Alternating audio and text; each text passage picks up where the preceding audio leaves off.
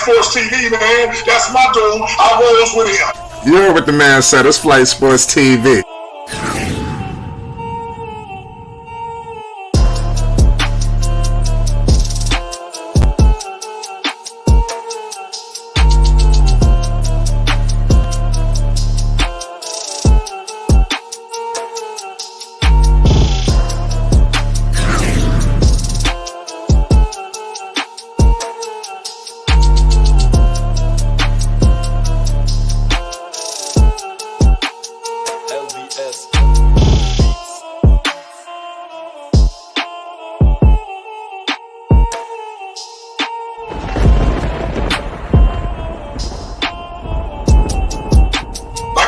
Flight Sports TV, that's where it's at. Flight Sports TV.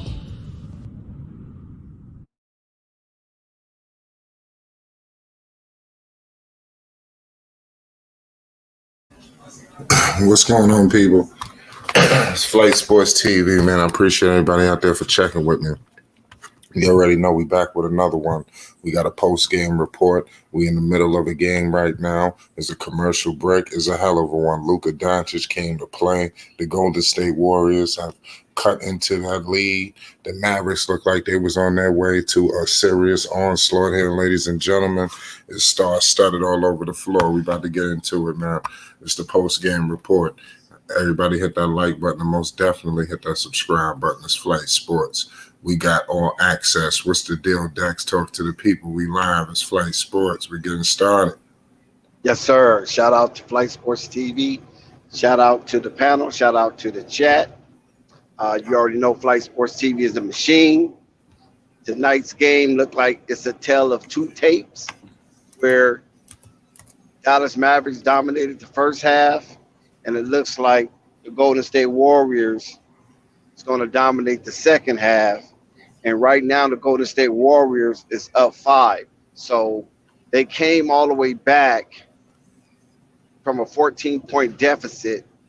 And it looks like the Dallas Mavericks might have squandered a surreal opportunity to even this game up and take home court advantage from Golden State and take it back to D-Town. But right now, it seems like the Golden State Warriors look like they might hold serve, and the series might be 2-0. Well, there's a lot of basketball left to play. You got 7:21 to go, but it's definitely looking like it's in the Warriors' favor right now. They got all the momentum. Dallas look like they pissed this one away. Let's see what they could do. I'm not going to count Dallas out. They got to make sure they can stop this bleeding, because right now Golden State is moving it. Before you're down 20, so they got to watch out. Ray, what's the deal? What's up to the chat? What's up to the panel? Giving what we give, doing what we do, and showing what we got. It's crazy because it's funny how Dex just said it, and I was just about to say it. I swear to God, I just went to go check the update, and I swore Mavericks had controlling of the game, and they was leading and winning. Man, I checked the score again. Now we got Golden State up top. So most definitely, this is something serious, something to pay attention to. Like I said, this is the playoffs. The little fun and games of regular season is over. Closer and closer. I said it before. I said it yesterday. Closer and closer. We're getting to our championship right around the corner. This is a series against the Mavericks and the Warriors, and it looks like the Warriors can be possibly going on their championship run, which is very surprising because I'm sure people have respect for the Warriors, but you gotta think of the things of the fact that, well, Warriors hasn't been that type of monstrous team in a while. Draymond, he gets a little older, and you see Curry, and then you see Clay. He's coming from injury, and you got a young cast. You got little Spaz and Jordan Poole. He's doing his thing.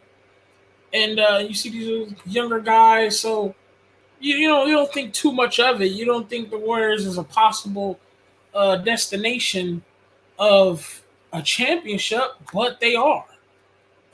Whether we have to believe it or not, because if they beat the Mavericks, you know what I'm saying? They beat the Mavericks. They are aware. They are well on their way, and they are on their championship run. So I definitely have to give credit to the Warriors. Um, this is more magnificent night. It is a Friday, so I'm pretty sure some people don't got to go to work. Some people might have to, but hope everybody enjoying themselves. Shout out to Fight Sports TV. That's right. We got 94-102 right now. Steph Curry took a seat. 6:48 to go in the fourth quarter. Still a line of basketball to play. Mavs down 8. If they could get to that line, stop this clock, I think they put themselves in a good position. Klay Thompson on his way back on the floor. 6:44 to go. It's looking good on here for Golden State at least. Maybe this give Dallas confidence headed back home. It would have been nice to steal one, but who knows? Maybe the effort that they played with tonight, that would get them a win, maybe two wins at home. If they could play like this for games 3 and 4, with the home court advantage, the referees on their side, the fans, they should secure those 2 wins. So the series is far from over. Yeah, I guess it's too good to be true because we watched the C's beat down, literally just beat down the Miami Heat. I mean, it was a massacre down there. They're still picking up body parts. I mean, pause. I mean, you know what I'm saying? And South Beach is really not a easy place to win at because there's a lot of distraction going on down there.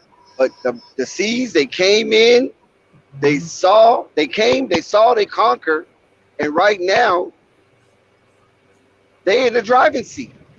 And we probably thought that same type of energy, tenacity, and intensity would have been matched by the Dallas Mavericks playing the Golden State Warriors, where it'd be 2 mean green teams, series tied up 1-1, and both of the mean greens have home court advantage. But unfortunately, it doesn't look like it's going to turn out that way unless some type of miraculous zap of spasm goes through the Dallas Mavericks team. It looks like Dallas will be down 0-2, and we've seen the C's are tied up with home court advantage, and you couldn't ask for no more. I guess it's just the luck of the leprechaun. Oh, definitely. Celtics doing their thing, man. 96-102. Dallas doing the game plan I said. Right now, they need to try to get to the line. Yeah, it just turned 105-98. Yeah, so they need to stop right here.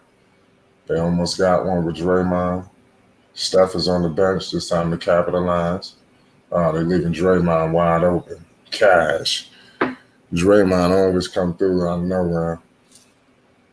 Draymond hit a big 3. That was a big 3. He only got 6 points, but that was a big, big shot. Yeah, they had Draymond on TNT earlier at the pregame where he was named to the all-defensive team. Second, of course, the second all-defensive team. I think that's his 7th time being named to the all-defensive team in his career. And even though he only played 46 games, I just only wonder, like, wow, Lonzo played 35, Draymond played 46. So if Lonzo could have got 10 more games in or maybe 11 more games in, it's a possibility that he could be a member of the all-defensive team. Or definitely have just came back to close the season. I think could have secured it. And let me read this to everybody. Mavericks, my boy Powell, 0 points and 3 rebounds. Reggie Bullock with 18, 3 and 2. Finney Smith with 10, 8. Luka Doncic, 32, 7 and 5. Brunson, 25 and 7, ladies and gentlemen. Steph Curry. Maxi Kleber with 3 and 1. Dinwiddie 4-4-1, and Bertans was 6-2. Jeff Green with 2. And Warriors, Looney with 21-10. Andrew Wiggins with 16-3. Curry with 22-8. Klay Dallas was Thompson, trying to survive. Klay Thompson with 10-4-4.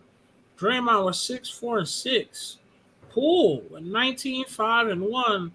Otto Porter Jr. showing some life, 11-4-7. And Moody with 1 assist, and Damian, what's his name? Courtney Lee. Oh, not Courtney Lee.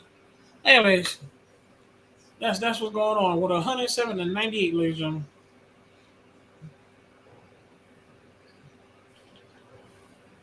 Yeah, Klay Thompson seemed like he's very active on the boards tonight. So that's a good sign, because normally it takes a lot of strength, especially it takes some stamina in your legs to be able to withstand all of the positioning, the shoving down there in that paint. Right. All I'm saying, which is a war zone in itself. Most definitely. So that's a good sign for Klay Thompson to be able to pull in 12 rebounds. That's facts. I don't think people understand, man, how much. Excuse me, not 12 rebounds. Yeah. What I'm looking at. Klay Thompson just hit a 3. It's like Dallas you call cannot Looney, get a right? stop. They need He that got stop. 4 rebounds. He got 4 You talking rebounds. Looney? It's not looking good for Dallas right now. You say Looney? Oh, Luka just hit a 3. Luka just now he won't back down. But I think they put themselves in a fucked up spot. They need a stop right here. This is the problem. They can't get the stop when they need it right now. This is a big stop if they can get it. Oh my goodness! And Klay Thompson gets a fucking dunk, cleared to the paint. Nobody there to stop him. Now, if Klay Thompson dunking, that's a bad sign for the Mavericks. I'll tell you that right now. Shout out Joseph Abrams. This is ridiculous. Well, Flight, honestly, the Golden State Warriors is just a more power punch team than the Mavericks, and especially more well-rounded. So the Mavericks even being this far is a testament to coaching by itself, and for them to be able to come and beat an insurmountable team as the Golden State Warriors with championship pedigree, that's a difficult task. With Luka Doncic, listen, man, I think we all had talks about it before, and I said it before. I said, man, with him, he's going to look good. He's going to drop 50, 40, 60, and he's young. He has plenty of time. I'm just praying and hoping, just because his similarities with James Harden, I'm just hoping that his career doesn't go where James Harden goes, where he's just a guy that looks almighty and powerful on offense and scores a bunch of points and look like the god, but never ends up winning the championship or going over the hump. And I'm hoping his career doesn't go like that. And it's hard. And I know people can't really say anything like that. But, and that's because he's young. But at one point, James Harden was young as well. And I'm just praying and hoping his career is not like James Harden. I can see similarities. That's all I'm saying. It's just, I'm just hoping that his career is not going to end up like Harden's. Luka is young, so he has plenty of time to win championships and have successful seasons. So he's young, so that no worries now. But I'm just, like I said, I'm just hoping that his career is not like James Harden's. I'm not saying the gaining weight shit, but just hoping. He has most definitely he has potential to go to newer heights. I'm just hoping it ain't like James Harden. That's Steph Curry's facts. out rebounding Luka Doncic. That's a newbie. Yeah, Luka just putting up points. Right now at 37. So Looney killing these dudes. He's maintaining his average, right? His playoff average, that's for sure. That's what it's looking like. It's a good game so far, though. And Jalen Bronson is right there, so it's not like he's by himself. Because Jalen Bronson is pulling in 25, and Finley Smith is at 10. He's double digits, and Reggie Bullock is 19. So he's getting some help. It's just that the Golden State Warriors is just such a superior team, and when you Rich look at Paul is them, there. that's Rich Paul is out there. Yeah, Lil yeah. Wayne. There was a lot of stars out there. Rich Paul out there. That's Yeah, funny. Rich Paul. He was sitting next to Adele. That's funny. He's sitting out there.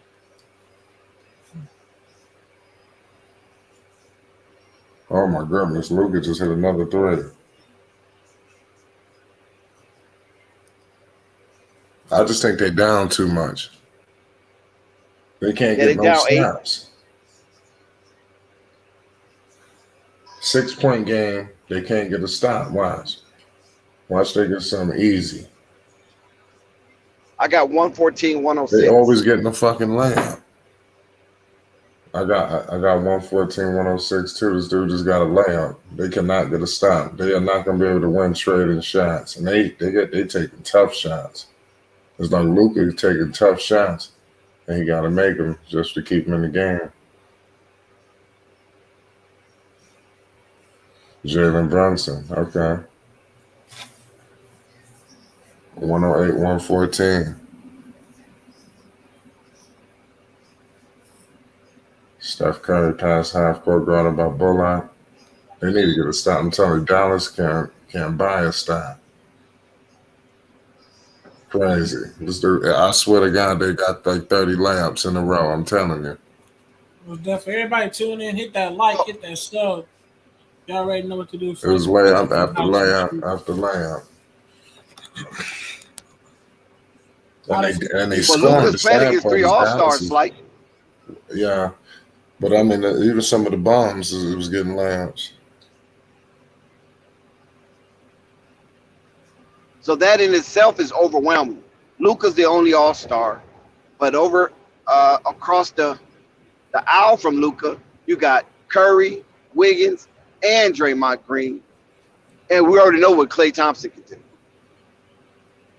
So I'm saying, listen, he's inundated with plenty of shooting talent as well as a defensive, all defensive player, team player. I mean, just think about the accolades over there at Golden State right now, this year alone. 3 All-Stars and 1 all-defensive team member. And I'm quite sure Steph Curry will be an All-NBA, probably second team. Who All-Star? Clay was an All-Star this year. Clay made the All-Star this year too? No, he didn't. That's what I said.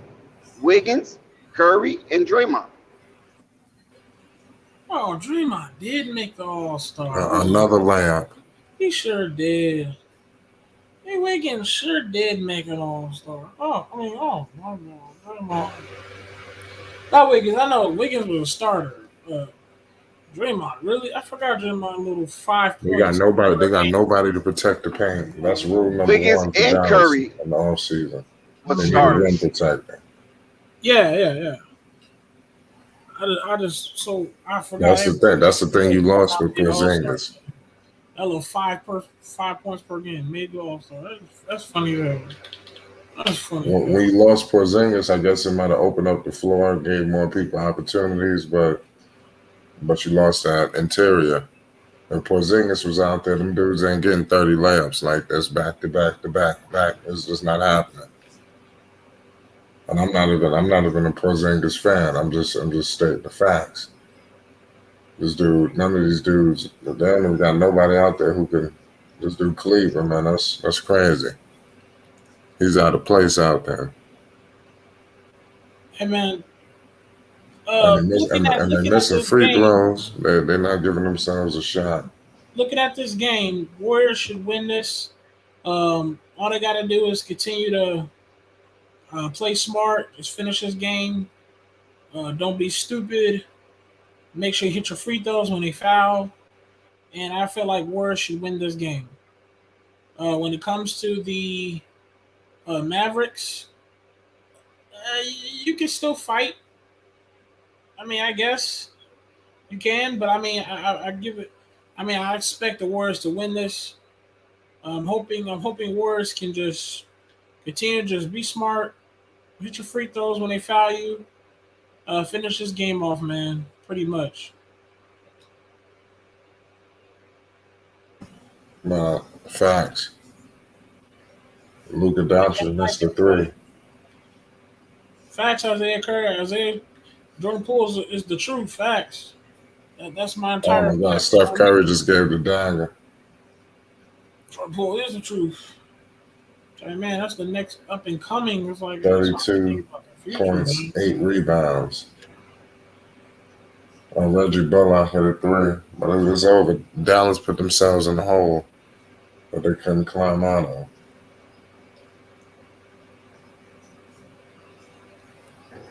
I mean, you can't ask for no more from the scoring aspect for Dallas. You got Luka at 42 and Jalen Brunson at 29.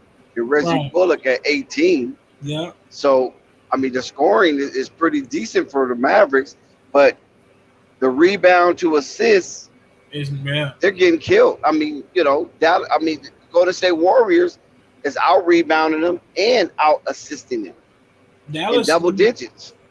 Dallas needs like another defender and another big rebounder, another big guy. So it's hard to win a basketball game, let alone a intense playoff game, especially on the road where you're getting out rebound and out assist by double digits. Now assists, you can actually do something about that. But rebounding, they gotta go out there and get themselves a bigger guy, a rebounder, and add a little size to their team. Get them together, get a defender or something. Well, that goes both ways because it works too. If the Warriors would have a piss poor shooting percentage, then yes, then that means that the Warriors are getting a lot of second chance shots. When you look at the severity of the score and the lopsidedness of the rebound ratio. But if the Warriors are shooting at a high clip, that means there's nothing coming off the rim for Dallas to even to grab. Right. But it says a lot when you got Looney out there looking like you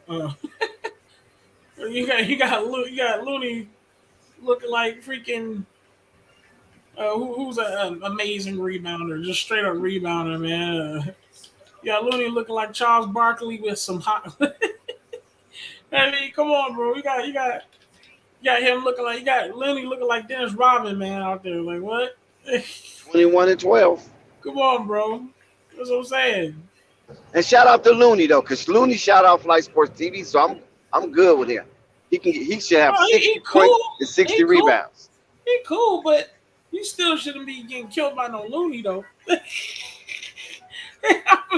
We can keep it a band. Let's just be honest with ourselves. I understand Looney's having a good game, but I'm not about to hype that man up because he had a good game. I think Looney is a solid player. To me, I've had him on a bench. I would have a better starting center, but he gives it all. He's very productive. He works hard. I like him. But like I said, you shouldn't have no Looney killing you in the paint. Most definitely not. Yeah, this game winds down in the last winding seconds. That fast clock is on, and when you on the opposite spectrum of the score, and the clock is not in your favor, one thing you hate as a basketball player is to see that fast clock tick. Oh my God, is it aggravating? Because Yeah. it seemed like it's just going so fast. You start seeing the milliseconds. You know what I mean? It was over. Give Dallas credit though. They came out, they fought, they just blew it at the end. Like I said, this effort to get them a win at home, I think they can win game 3. Well, Taking one game at a time. I think you win game 3. So I still think the Warriors win this series and get back to the finals. But I think they can win this next game. It's been a familiar slot for Dallas because they was 0-2 against the Phoenix Suns, and they bounced back and eventually overcame that deficit. But I think the makeup of the teams, Phoenix and Phoenix and the Golden State Warriors are two different caliber teams. So them digging themselves a hole tonight, going down 0-2 to Golden State, is nothing like being down 0-2 to the Phoenix Suns. What up, Dex? What's good, KNT? Shout out KNT. Yeah, this might be over in 7 to 10 business days. Oh, Like I ain't even gonna lie to you. Right, because you're down 0-2 flight in the panel to a championship caliber team and a championship team who was on the verge of becoming a dynasty if Kevin Durant wouldn't have had exit prematurely. Also, this team has been tried by fire. They are a proven commodity with or without Kevin Durant. So being down 0-2 to this team is different, man. I'm telling you, it's just different. I'm gonna say I can't give Dallas too much credit because, and I'm not trying to jump on them, but you had the opportunity. You was up. You had the lead, and I might say you had a good stretch of a lead. And not only had a good stretch of a lead, it's like you really let them not only come back, but you let them come back, get the lead, and then just finish you off like a piece of salmon cooked, and the Warriors just spreaded the little leaves, the canvas leaves on top of the plate, like here goes the meal, and served to the people. Like you can't what just happened? What just happened? That for me, I just like I said, I can't. I want to kick the dead horse, but at the same time, and you don't want to always just jump on teams because they're losing.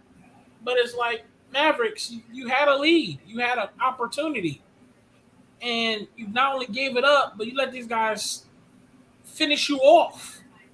Like, come on, I don't know. It's not good. It's not a good sign.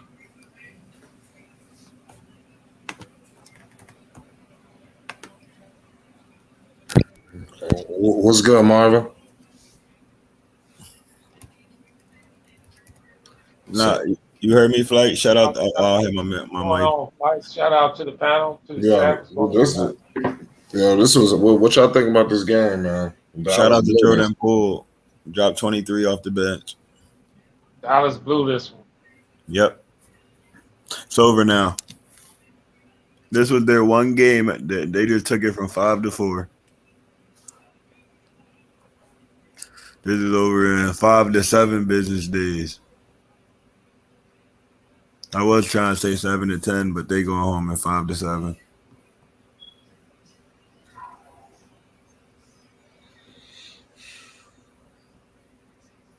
I don't think it was a easy task. I mean, they was up 14, being up 14 with another half of basketball to play.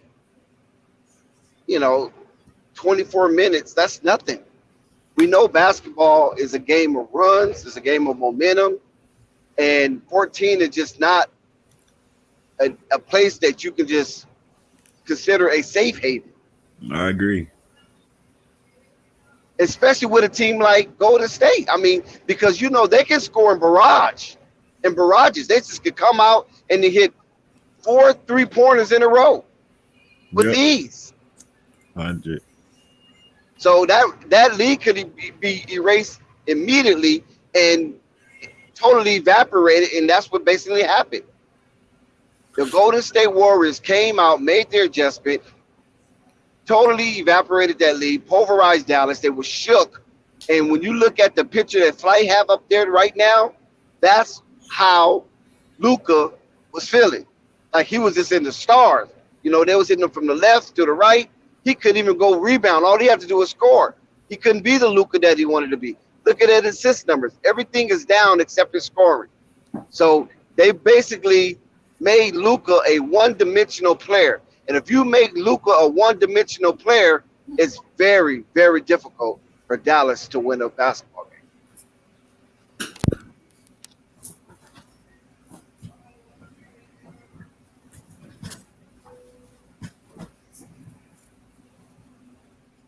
So when you look at the two tails of the tape, Luka had the first half, which basically means nothing, and Golden State had the second half, which basically means everything.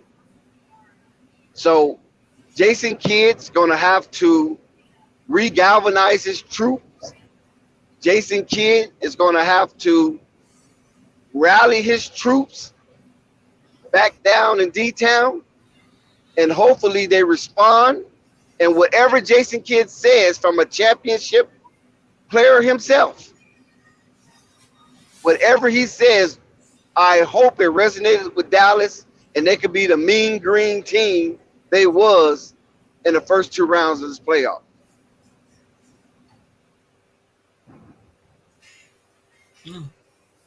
That's facts. The playoffs is crazy right now. Salute to the chat. Shout out Warrior Loft. Shout out my man Basil.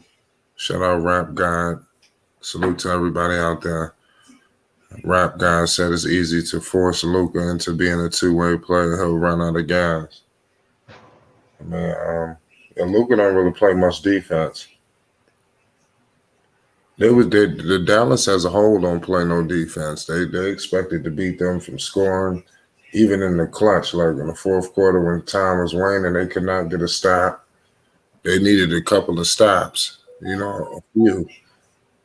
I don't know how they're going to get that at home. All of these openings is going to be right there in Golden State. Like y'all said, it's a championship team, so even in Dallas, it might not even matter.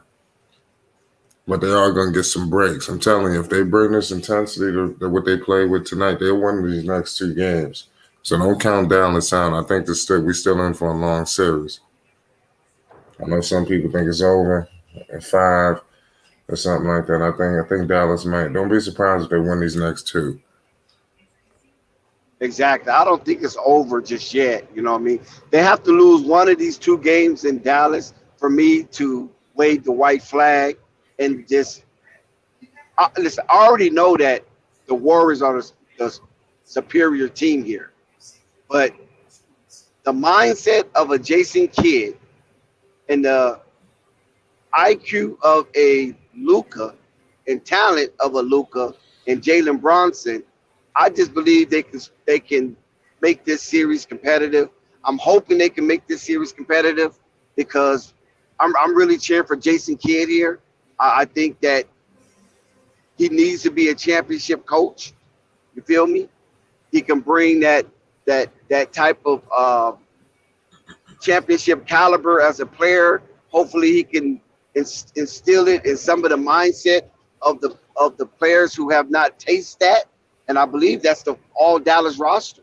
I don't know if they have one champion on that roster, but if they do, that person probably played a very minimal part in that championship run. If they do have a championship player on their roster, but I highly doubt it. And he has to instill a championship mentality 215 players.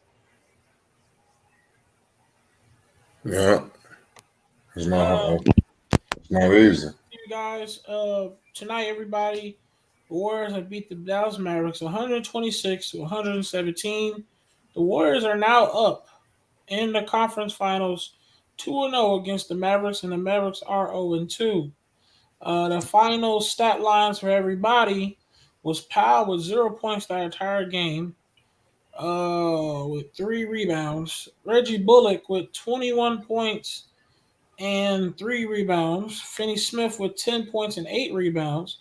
Luka with 42 and 5 rebounds. Brunson with 31 with 7 rebounds. Kleber with 3 points and 1 rebound. Dinwiddie with 4 and 1. And Bertans with 6 and 2. When it comes to the Warriors, 21 and 12, outstanding night. Wiggins 16 and 5. Thompson with 15 and 4. Stephen Curry with 32 and 8 rebounds.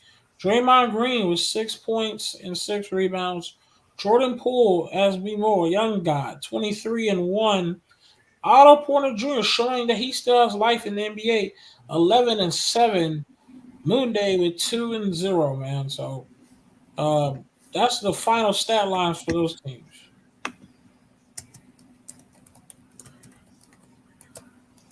It's crazy.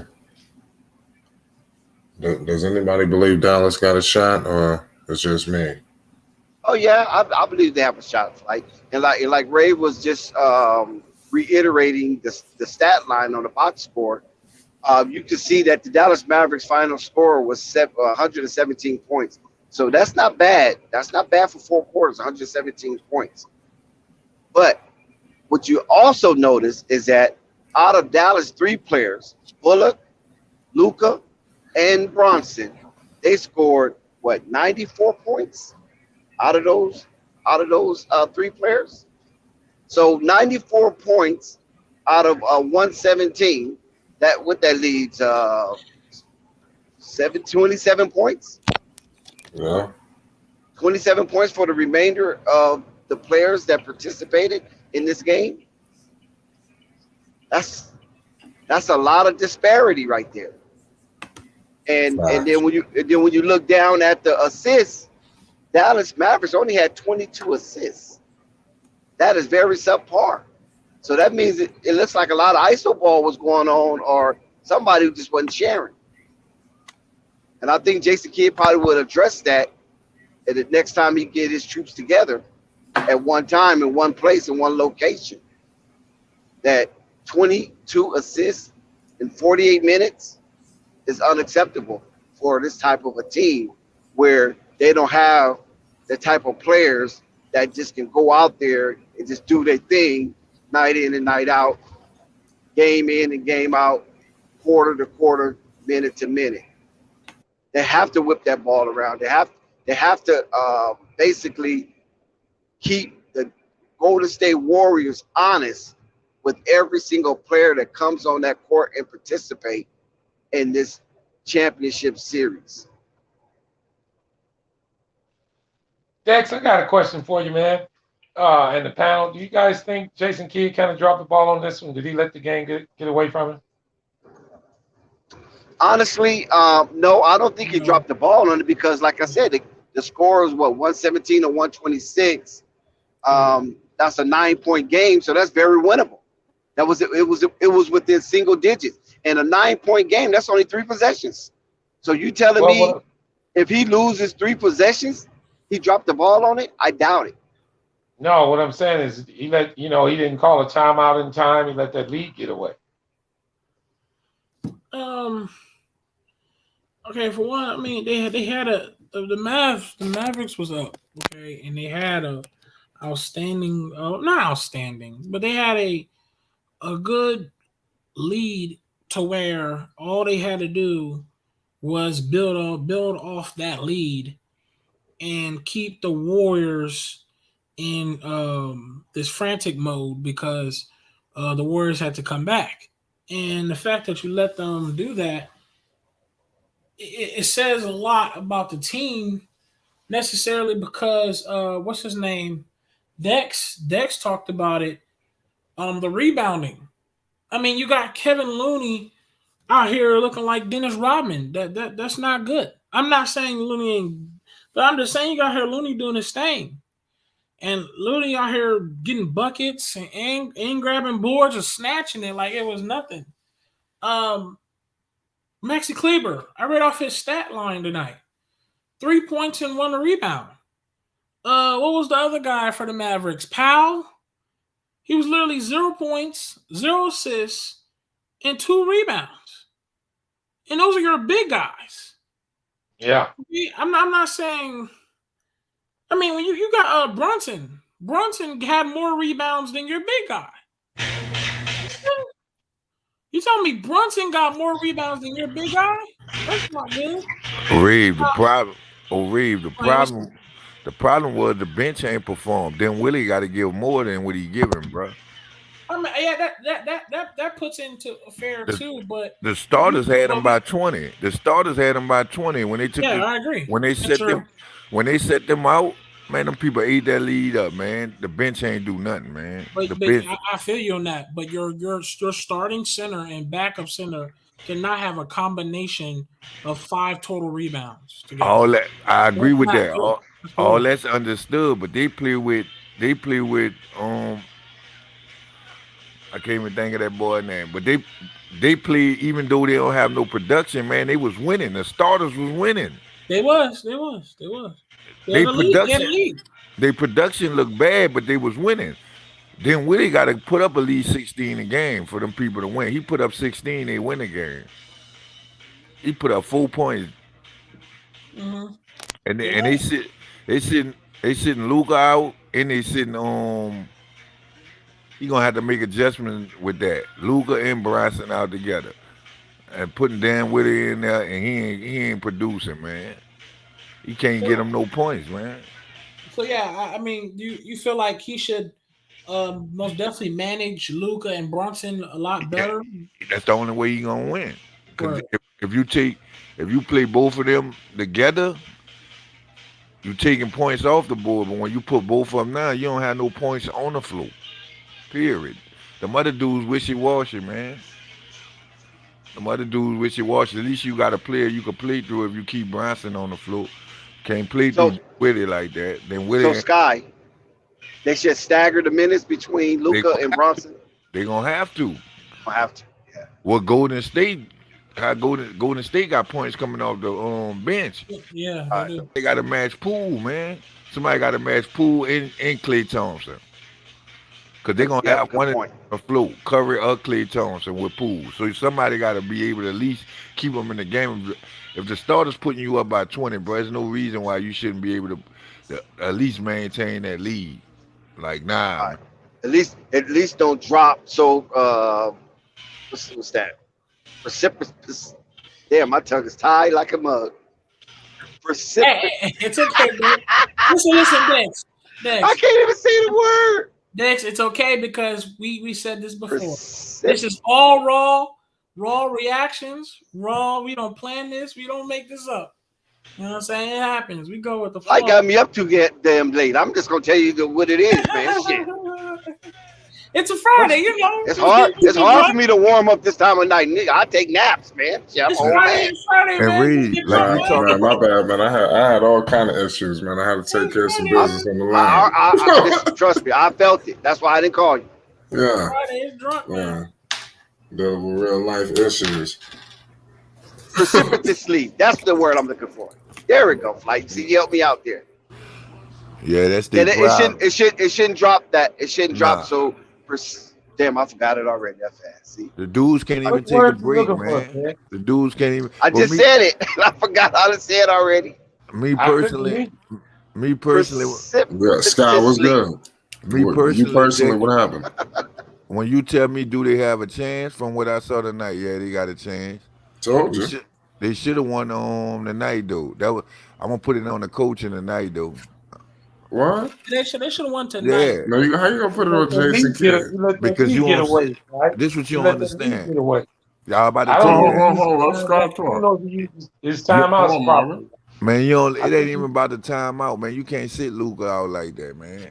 He set Luka down too long. The man had like 22 points just in the first quarter down there. Like, then you set him down majority of the second quarter. They won all 3 quarters if y'all ain't watched the game. The people Yeah, came they was back in the winning. They fourth was in the quarter. lead. They had a they lead. didn't, Yeah. they only won 2 quarters. They didn't win the fourth quarter. No, I what I mean mean third by quarter. that, they didn't win the quarter, but they had the lead. I'm gonna put They it to had you the like lead. They that. was up by Yeah, like they ain't, 5 or 6. They had the yeah, lead. Yeah, they yeah, was up. they ain't blew the Because lead to the Dallas fourth only scored quarter. 13 points in the third quarter. That's terrible. Yeah, 13 in the whole quarter coming out of halftime after a break. yeah, But they and picked it up in the fourth quarter though. But like damn, when Golden State had 43 points in the fourth quarter. he, Gee and willikers. like he was talking about Maxi Kleber. I agree with you, but who looking for Maxi Kleber to score?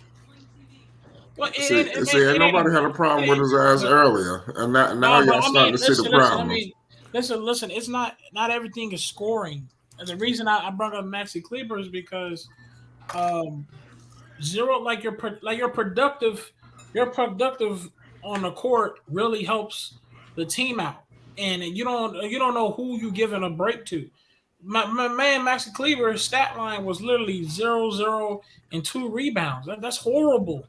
I mean, you can't get a But you layup got to in look at there. it You from the can't get an assist there. I mean, goddamn. Shout out NBA old boy. And you got to look at it from Shout out to Rave. You Zen. got to look That Rave. You got to production was look at it from crazy. this point.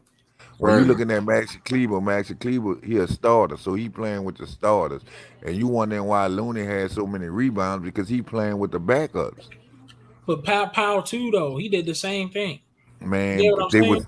they was winning though. They was They hitting was. majority. I said that earlier. I said they They was was winning. I hitting. agree. They had the It lead. was But it was no rebounds to get. They was hitting majority of their shots. but I like you agree. said earlier, Sky, the drop off, the precipitous drop off from the starters to the bench, especially with a sound lead, is just utterly ridiculous. And that's why I agree with you when you said they need to stagger the minutes with Luka and Bronson. You feel me? Similar to how they was doing at one point with the Chicago Bulls, staggering the minutes with Zach and DeMar. Because if you do that, then you're always going to have a threat on the court at all time that has to be respected and have to be checked. If you have both of them on, I don't care if it's a minute, because a minute is too long without one of those two players on the court. Yeah, and for me, I don't think people understand. And y'all was speaking facts. Sky was speaking facts. The only reason I be bringing up big man because I don't think people understand how important the big man job is. Let's say your guards do stop scoring. Well, that just leaves your big man to step up. Why step up? Because they help you get the stops you need. And guys who are not even that good, let's say your big man gets that stop, grabs that rebound, slings the ball up to court to a guy that's just say rides the bench all the time. But guess what? He's wide open on a fast break because your big man passes up the court, gives it to the whoever, bring the ball up the court. Now you got a fast break for a guy who doesn't score as much, but that's the production a big man does. Those screens, those big men who set those screens, it really helps. Like guards that can't get open, Luka, he likes to ISO sometimes. That big man's supposed to step up, be there, be ready, and take control because those guards sometimes need those screens. Those big men need you to pick and roll. They need those big men to take that little floater. I know I've seen some big men that not really good at shooting but they'll do a quick little floater and they be making them sometimes. So that's what I mean by step up. Them rebounds help because you don't know who you giving a break to. You don't know who you helping out. If that makes sense, because every position has a role. Everyone has their role, whether it's scoring, whether it's rebounding, whether it's playing defense, whether it's whatever it is, leadership, whatever role it is. It all matters throughout the game. And like I said, you can't have your starting center and your backup center on a combination of 5 rebounds and no points and no assists. That's horrible. That's disgusting horrible. Right, especially, but see that's why I said earlier, Ray, you have to look and see what Golden State shooting percentage is, because if they're shooting at a high clip, there's nothing coming off the rim for those centers to grab. Bro, Or, okay. All right, go ahead. The reason why I'm not fully, and then you're right, but the only reason I'm not fully going to use that as an excuse because if I go back to the stat sheet, all those guards got rebounds. Jalen Brunson had like 6 or 7 rebounds. Like Luka Doncic had at least 5 or something. And not even just the Mavericks. You can go to the Warriors. I think I said it earlier. Curry had 8 rebounds in that game. Clay had at least 4. You get what I'm saying? Even the guards had rebounds. Small forwards. Kevin Looney had 12 rebounds. Yes, shooting percentages and who's making the shots, that does matter. That really can affect stuff. I agree, most definitely. But at the same time, everyone's grabbing rebounds except for these 2 guys. The Warriors centers had no issue grabbing the rebounds, and the Warriors guards had no issue getting rebounds. The Mavericks guards had no issue grabbing rebounds. Now, why the Mavericks two centers can't grab a damn rebound?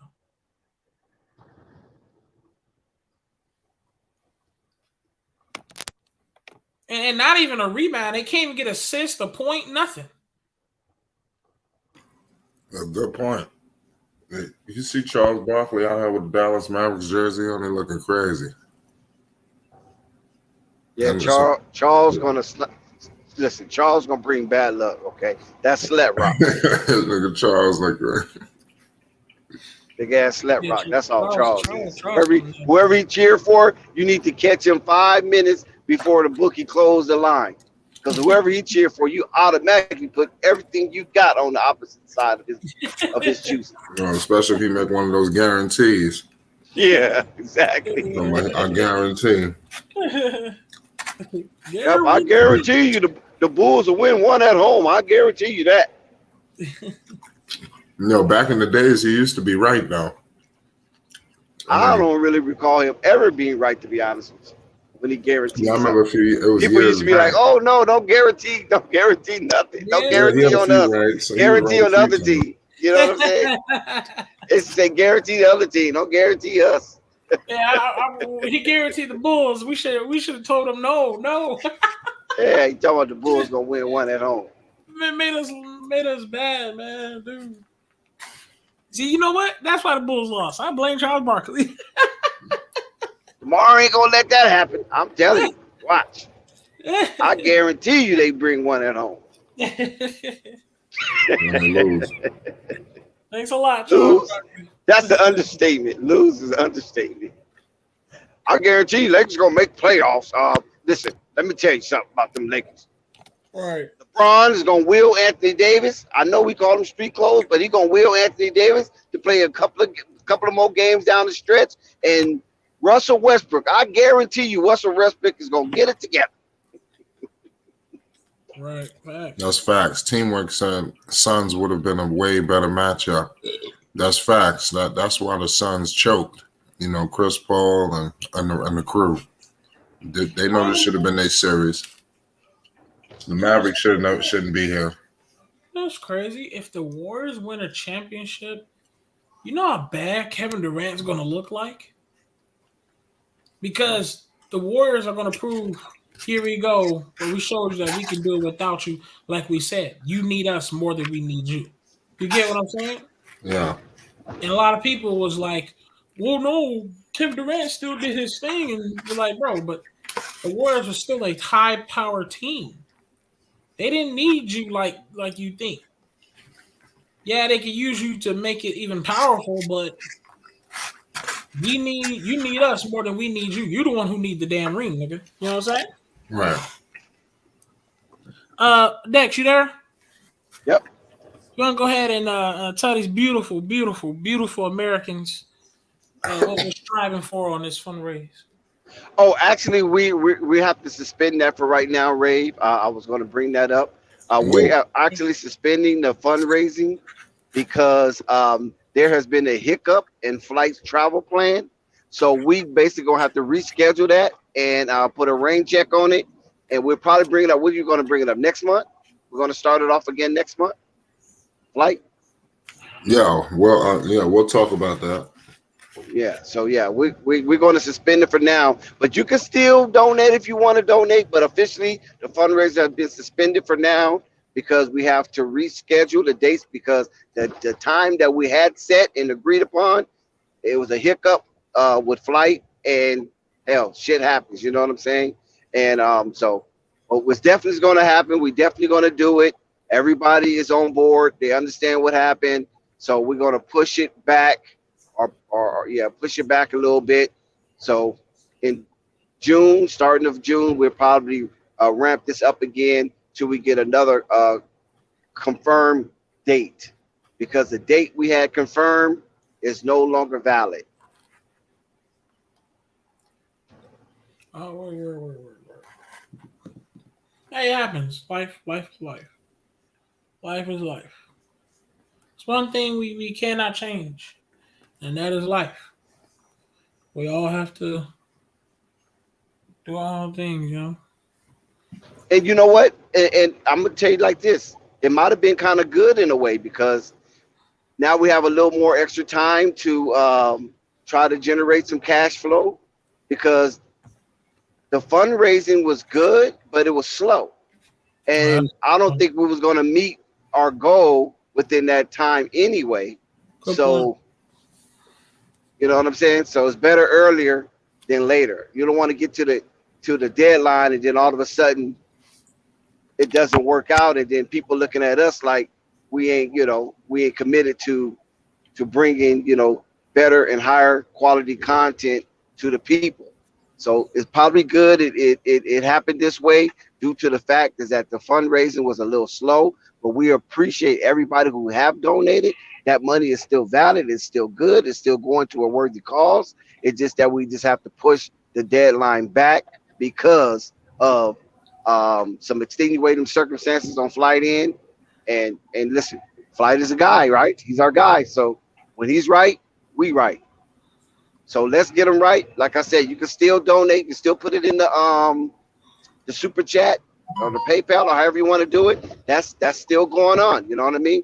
But the actual fundraiser with me trying to rally you guys to put something in the coffer, I won't be doing that until we get another date confirmed. And then once we get that date confirmed, I will be at your motherfucking pockets. Yes, sir. Hey, tonight, I hit that like button. I hope everybody watched. Like the Warriors versus Dallas Mavericks was a good game. If you watched it, we had a championship right around the corner. How do you feel about Miami and what's called game tomorrow, Dex? Well, honestly, I believe Boston coming off of that super win. I know Miami is pissed. Spoelstra is one of the best at making adjustments, especially in series. So I believe Miami will come blitzing not Jalen Brown, Jason Tatum. So Jalen Brown most definitely have to be ready and prepared and focused for this one. They're back in Boston at the TD Garden on their parquet floor. There's not much distraction in Boston unless you go to Roxbury. If you in Roxbury, I'm telling you now, get the hell up out of there. You know what I'm saying? No, nothing good happened in Roxbury except New Edition. But outside of that, Boston should be focused. I think Boston will take game 3 and Miami will be willing because they will be forced to win game 4. Mm. Who else is in the panel? Because I have a question for the panel. I've actually been keeping for a while. Who else is in the panel? You have KNT and Marvin. You hear Marvin? Yeah. Okay, I got a question for the panel. And hear me out. Recently we heard the rumors of Zach LaVine departing the Bulls. I'm sure we all firmly believe that he should be able to still stay because of he should get some good money. This is a quality team now. He should stay. But the rumors are getting really, really heavier. We also even heard BBB himself, aka LeVar, well, his thoughts on the Zach LaVine thing, where he can be possibly gone. And there's been people who's felt like Zach LaVine could be gone. Now, let's go with the narrative of Zach LaVine is gone, right? Let's say Zach is gone. The next superstar under him is DeMar DeRozan, but DeMar is getting of age, and they kind of already had a glimpse of what DeMar DeRozan is going to give you, and I don't think that's something you want to build a future with, because you don't know how long he's going to hold up. You don't know. You see that he might not be that guy that could take you over the hump to a championship. Vucevic, whatever you want to say his name, he's not the type of guy you would think to build around. I'm not saying he's not a good quality player, but you wouldn't think to build around him. And what I noticed is Chicago Bulls really love Lonzo Ball. And they seen the importance of the fact that he is young. He does say future written all over him, paid him a contract. And Lonzo Ball, you seen the productivity, and you saw that how important he is when he was on the floor rather than when he was not on the floor. Is there a possible chance, let's say Zach LaVine's gone, do you think the Chicago Bulls could be possibly preparing for Lonzo Ball to run the show in Chicago? Anybody can ask that on the panel. Shit, no. And it's just that's the hell to the no. Big F. Now, all of this, Not a lot even of this it. is predicated on what Zach does, guys. I think that's why I'm going by if Cleveland hey, Zach is gone. Cleveland came in the fold today. They didn't put up a liking to Zach. They want to try to get him for some draft picks. The Knicks too. So it's going to keep getting deeper and deeper. I think it's all predicated on what Zach's going to do, if he stays or not, and if Lonzo can get healthy. That's the most important thing. Lonzo will be definitely healthy. Lonzo will be ready. I'm saying, but we're going by. I want your opinions on going by Zach is leaving. What's your thoughts on it? Let's go with the narrative that he is leaving this year. Do you feel they could be preparing for Lonzo Ball to run the show? Oh, if Zach is gone, then that's going to have to open it up more for Lonzo. He would get more freedom. He get a lot more shots. Well, it's still, and a lot of things is predicated on what they do in the offseason completely. Who they bring in, who they let go. Because the Bulls are courting Matisse Thybulle real heavy right now. And, I don't know why. What that's going to do, that's not going to move the needle. I don't care. That's what I'm saying. I don't understand why they. That's not going to move nothing. But that's let me bust y'all bubble. Listen, I hate to be the bad guy here, but I sound like I'm going to have to. The Bulls ain't giving Lonzo nothing. Okay? Why you feeling nothing? Why nothing? What do you mean nothing? I don't understand. What do you mean nothing? I'll tell you why. They gave this man $85 million to come run the show, right? Mm-hmm. They had an opportunity with no Zach, no LaVine, to let Lonzo run the show with Vooch. And guess what? Them motherfuckers went crying to the NBA, asking for a grievance.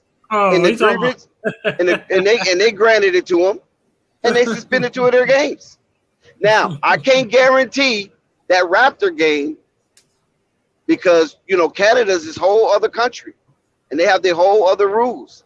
So that game might have been suspended regardless if the NBA intervened or not. But the NBA gave them damn Bulls a reprieve. It's because they only had 8 players, Dex. Listen, man, they did not want Lonzo running that show. They only had It 8 was players. already It was already Overseas, predetermined that Zach and DeMar is going to be headliners. It's always predetermined that, because if I had any inkling that at any point that I'm not signing Zach, then I have to see what Lonzo can do without Zach and But DeMar. they only had 8 players that could dress. It was Listen, the I think limit. Let me tell you this: the limit on the NBA is 8 players, and if you have 8 players, I thought it was 7, right? ask for a suspension. Well, yeah, it's 7, but you can get games suspended if you have 8. Right. So But they listen, just felt Doc like they were didn't do going to it. be running them in the ground. Brooklyn didn't do it. Indiana Pacers didn't do it.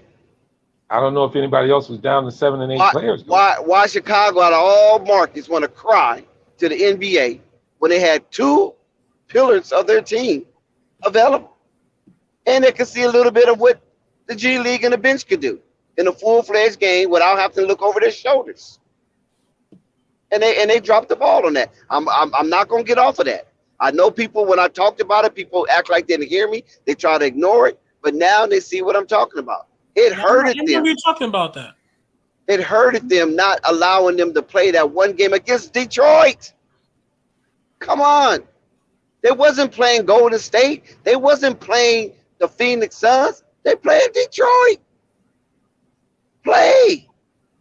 Let's see what these boys got without looking over their shoulders, thinking that they're going to come out because Zach and Alex Caruso and who else? The other one, Derrick Jones Jr. and DeMar DeRozan is over there on the bench. No, let them play. Let's see what we got. Let's go. It's only one game. NBA, help us. We're going to lose everything. Got to be freaking kidding me, man. And now look. Well, at the time, I know exactly when you're talking about, Zach, and I was kind of stating myself that I didn't think they should play as many games either, because we didn't have enough players, man. We didn't have enough players. We didn't have enough players that suited up. I mean, when we was down to 9, they played every game. When they got down to 8, that's when they went to the NBA. I mean, if you think about it, when they was down to 9, but listen, when they was down to 9, they still had either Zach or DeMar. When they didn't have neither one of them, oh no, the sky is falling. But if you down to 8, think of how much wear and tear that's going to put on your players' decks. 8 players for a game. You could have called the rest of the remaining players from the G League to fill in the slots. Yep. I don't know if they were allowing them to do that. That's what I was thinking at the time. Yeah, like what? They got 2-way contracts. Of course it was. If you got 2-way contracts, no other team do it.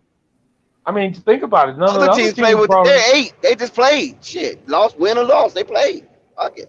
I think what's your name won though. I think Philly won a game like that.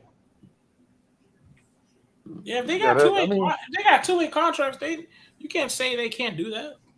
No, I didn't say that was I don't know why they didn't. That zapped a lot of energy out of the Bulls.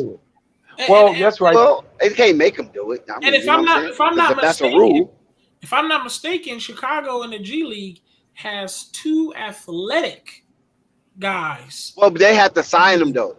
Oh, you talking about Chicago? Oh yeah, I'm thinking Cleveland. Yeah, if they were trying to grab somebody else from another team, they would have to sign them with a contract. Yeah. I'm talking about Chicago's G League. They have like 2 super athletic guys up in the G League. You could easily go let them little horses let them out. All I'm saying, they should have never. And listen, your rotation is what, 8 men anyway, basically. Basically, an 8-man rotation. You know what I mean? That's fair. But no, they cop cheese, man. But I don't think they intentionally did it because they didn't want to give Ball a chance. I just felt like they did it because they didn't feel like they want to lose that game. They didn't want to lose that game on that schedule because they circle that in as an automatic win. But with all those players out and Detroit healthy, they was like, I don't know, man. And K was coming on strong too. That would have been a perfect TV game for Lonzo and K Cunningham to go head up, Vooch and Isaiah Stewart. You follow what I'm saying? And the rest of Sadiq Bey might have been an X factor, but the rest of the Bulls matched up with Detroit anyway, so it didn't matter. 2 G League teams going at it. Let's go. You know what I'm saying? Yeah. And they gave them $85 million, but don't trust them. Yes, sir. Well, I mean, that time that Zach was out, he was averaging 18, 8, and 7 in that stint. Everybody was I talking know, about but you still had one or the other though. They both went out at the same time. You either had DeMar was in or Zach was in. By the way, When they chat. both was out, it was like, oh no, we not finna see this. It might have been some bad basketball. I'm not gonna lie. I can't say Lonzo gonna have a pristine game. You know what I mean? Might have been a junky basketball game, but you got to see what your boys can do. Vooch was trying to come on, this one Vooch was trying to come on strong a little bit, and then whoom. Nope, don't trust Vooch. Don't trust Lonzo. Cut it. You gotta cut it. And I was like, they should have never did that, man. They should have just played that game, win or lose. Let's see what they got. You bringing that up. I remember you were talking about it before, and you bringing it up now makes me think like, yeah, you have an outstanding point right there. Because at first, I couldn't understand because you're like nothing, not let Lonzo run the show, and then I'm thinking like, oh, he could have let run that show in that time, yeah. So yeah, I get it, I understand. And it was a TV game. Yeah, I think it was an ESPN game or something like that. something like that. Or NBA TV. It was a TV game. I know that much. Because Cade Cunningham. That's still, I don't think they were doing it not so they wouldn't give Lonzo a chance. I think they were thinking more of the whole team in their mind. I don't know. So you telling me if DeMar DeRozan had that 8-man roster, you don't think they'll play that game? You telling me if Zach LaVine had that 8-man roster, you don't think they'd play that game? If they'd had all three of them healthy with 8 players, they wouldn't have played. Nope. They felt the roster was too short. They felt the roster was too short. But that's what you rotate anyway, 8 players. Rarely you go past 8 players. I'm going to go back and look because I think we were even lower than 8. I think we were down to 7, man. And that's when they have to suspend it. I think we were down to 7 players. I'm not exactly for sure, but I think we were. But you have a G League, though. That's what I'm saying. You still have a G League. Well, that's what I was saying. I didn't mean by the fact that they should have made them do it, but if because I think Charlotte grabbed up their G League players, I think, with Cam McGriff and JT Thor and Kai Jones, they grabbed their G Leaguers to finish to fill out their roster for a couple of games. Yeah, it was kind of bad basketball because a lot of teams were down to their G League players also. So I don't know if the NBA thought it was going to be a bad look or the Bulls felt like they just didn't have enough. I mean, I don't know how much, but I don't believe it was done so they wouldn't see what was going on with ball. I think they did it for the good of the team. I mean, they love it, man. Everybody in Chicago loved Lonzo Ball, so I don't think nothing was. That's why a lot of people was kind of a little upset about that too. Like, damn, this is the opportunity let's see what he got. With no help, let's just really see what he made of. You know what I'm saying? Yeah. So he can't hide behind Zach. He can't hide behind DeMar. Only it's him and Vooch. Let's go. Vooch was kind of struggling and needed his game back, and Detroit was a perfect team to just feed Vooch to death. Yeah. It was a crazy season with the protocols and all of that. So hopefully we done with that. Hopefully. I doubt it, but hopefully we are. Yeah, it is. I mean, something really have to really bad take off. But if it's just kind of like average, yeah, I think they're going to play through it because they got a lot of remedies now to deal with that. So they won't be blindsided by it. And you remember when at Christmas time it was real bad, and they were thinking about canceling the Christmas games, because it was so bad, Yep, sure was. And the NBA was like, no way, that's our money game. Mm-hmm. That's a whole weekend of money, you know what I'm saying? Gee, crazy. Right. But it was, we didn't have a bunch of the top players who were out at that time. So, and like I said, it was a weird season. So that's why I'm saying with Rave, no. Even if Zach leave, I think they're going to do whatever they can to replace that type of production and make sure that whoever they bring in will be, usage, high usage rate. Yeah. With the team. if that was to happen. I do not believe the Bulls is sold on Lonzo as far as that aspect of his game, but they sold on him on everything else. But as far as him Yeah, being like a drum major number and one. also the what you call the guy with the horn with the sax and a sax major too. Oh no, in the band, you know what I'm saying? No, No, I think they look no, at I him don't as think he'll ever be a number one. No, that's not his game. That's not yeah. Lonzo's That's game what to I was be a gonna number say. one. I See don't what I'm think they saying? want to put that. I don't think they want to put that on him either, Dex. I think they want to let him be free, and Right. not to have much A, pressure. I a think he plays decide better like a that too. decision maker, a decision maker. Yeah, That's where yeah. he's best at, making Floor general. decisions. Yeah, Yeah, floor floor general. general. There you go. That's the exact word. Floor general. That's his best attribute is the floor Yeah, general. I think that's what fits him And he'll best. And score. He'll score within that. You know what I mean? He's going to score, shoot his threes, maybe some alley oops, maybe a couple of layups here or there, some free throws. He'll score within that scope. But as far as him just like start running plays for him and things of that nature, I don't think the Bulls will ever do that. I don't think they was intended on doing that. They brought him over there to make the game easier for Zach and to you know, it show was Zach that mhm. yeah, and to show Zach that hey man, we're trying to do everything for you because we want to win just like you want to win.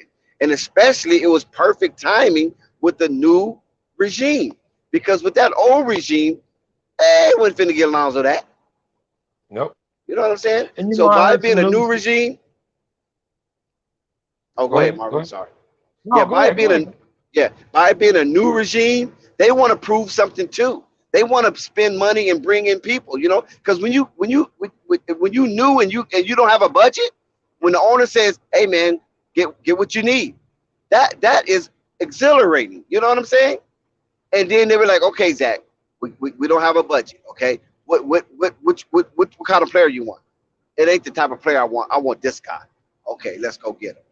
And they broke rules to attain him, to acquire him.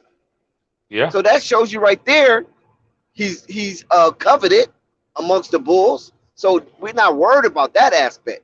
But it's just that them actually just letting him just shoot whenever he wants and run plays all through games for him and things of that nature. I just don't think the Bulls see that. I think the Bulls see that we're going to run plays for these guys, but we're going to make sure we have a guy that execute it and get everybody in their right positions to make it easier for them so they don't have to struggle. Look what he was doing with Troy Brown Jr. I mean, come Yeah. on. He made You him know, look serviceable. that's what I And was that was going to damn bring near a up. miracle in itself. Yeah, it was. I was going to bring that up. You know, the Knicks put an offer on the table today, guys, and I can't believe they did this. I don't know if it was Chicago driven or what, but it was a trade for Randall for Troy Brown Jr. and Derek Jones Jr. from the Bulls, which is Who was the goes back to source? my point. I can't remember. I read it. Yeah, because I you got know a that lot of these hoax trade. That's what I'm gonna call it, hoax yeah, trade. that's what I It's was just going to people say. just typing up stuff. You know what I mean? If it's not coming from anything credible, I don't even listen to those trades anymore because they're Yeah, always trying to bring up some type of trade talk, and nobody's not even having that on their plate, especially the organizations. You know what I mean? no. So these guys, And then they're writing articles and they just doing anything. yeah, I mean they just come up with all kinds of scenarios, man. They even had a trade with Dame going to Milwaukee. I'm like, what? Come on, man. This was a ESPN article though. I mean, not to say they real creditable, but, because hell, they had the worst damn situations of anybody. Hmm. But it just goes to show how many trade rumors are out there. How much stuff is going around. But in Zach's Yeah, case, all of that is real. You got these guys. You got LA is seriously looking at them. The difference in this whole thing, I think, is if Zach feels comfortable about the Bulls situation. I don't believe this is as much as he say money driven because the Bulls are going to pay him. So to you, Dex, what is his best option as far as winning a championship? Chicago, New York, LA, or Portland? well, if a healthy Anthony Davis is LA for sure. Portland is not even anything I would even look at. You know what I mean? They're so far away from winning a championship. They're just trying to keep the aggregated talent together that they have, because there's no telling who's going to be there come next Yeah. season. You know, CJ gone, so Dame's there. You think Dame want to be part of a rebuild? I doubt it. So I'm quite sure Portland is looking to bring in somebody, but I just don't think Zach is willing to go to Portland. But But with a in that healthy LA Anthony trade, Davis, oh yeah. that's But a in that LA championship team. trade, is it so that it has to Westbrook has to be in that deal though, right? For that to work, right? I'm quite sure, but he might not Yeah, go to the Bulls. that's what I'm saying. He might It not go might to be the a Bulls. three team trade to send Westbrook back to Oklahoma City, because I think Yeah. Westbrook really probably want to go to Oklahoma City. Listen, that was comforting to him. They cuddled him. They did not highlight his flaws or any part of his game that seemed to be lacking. Westbrook is a demigod in Oklahoma City. Yeah. That red clay out there loves them some Westbrook. You feel me? I mean, he even have a look like an Indian chief. So I believe he goes back, get his jersey retired. He'll be in a ring of Hall of Fame, and he will be a demigod from this day forward, almost like a Bernard King or a Patrick Ewing with the Knicks. You feel me? Yeah. You'll And always that be makes welcome. sense. That really makes sense too. I mean, if you want to be happy in what you're doing, I think in Westbrook's case, he's at the, kind of at the rear of his career. I think it'd be best for him to try to get back to. But then again, who knows? He might want to win a championship, and if he can get on Yeah, a but championship I don't know if he want to caliber win a team. championship like that. You know what I mean? He knows that. Listen, Westbrook know his game ain't what it used to be. He knows that. I mean, it's no mystery. And you think he want to have that type of micro criticism on his game, night in and night out? You follow what I'm saying? Always going to be the scapegoat as an understudy of LeBron James. Right now, AD is loving it. AD is loving it because if Westbrook wasn't there, could you imagine with the heat that AD would get, being all broken up and folded up like a lawn chair? Yeah. Can you imagine that? He We hiding done gave behind away Westbrook. all our youth for you. He glad Westbrook is getting that heat, man. Yeah. He All right. is thrilled. He got it. You know how you ball your fist up and you put it to your mouth so nobody can really see you laughing or giggling? That's what Yeah. AD doing right now. Will he get all right, man? We I dodged the building. Can he get healthy? That's the key. That's something I've been wondering. I think he can. He's got to listen. The man got to get into that water, man. I don't know why people think that you just have to lift weights or have to be doing some really heavy extraneous workout. No, man, just get in the water, swim. I don't care if you're in the water with your kids, with your girl. Just get in the water and let your muscles and your ligaments fight against the natural resistance of hydrogen and oxygen. You know what I'm saying? Yeah. It works. I know it works. And I just remember A1. Shout out to A1, right? Athletic One, I Am Fit Clothing. He talked about the injury that Lonzo had and that it's a possibility he wouldn't come back. And they should just take their time. They didn't. They tried to ramp him up, and every time they ramp him up, they failed because his body was too soon. Same thing happened with Time Lord. They ramped him up, might have been too soon, and look, he had to take some more time off. Albeit he's still playing, and I really think Time Lord has took a shot in that knee. You know what I'm saying? I believe he took a shot or two in that knee, and I just don't believe Lonzo wants to do all that. Lonzo wants to be able to feel his body heal, like the Kawhi Leonard type. You know what I'm saying? I want to feel my body heal. I don't want to play tricks with my ear. I'm out here playing, and I'm jacking off something, but I don't feel it because I'm all shot up. I don't think he wants that, and I think he just wants some alternative treatment where he don't have to be cut. And that just goes back to where he was the Laker, right? And then he was going to get that surgery in the offseason, and the Lakers said, if you get a surgery, you're going to void your contract. So that just showed me right there that the Lakers already have plans to do something with him if need be.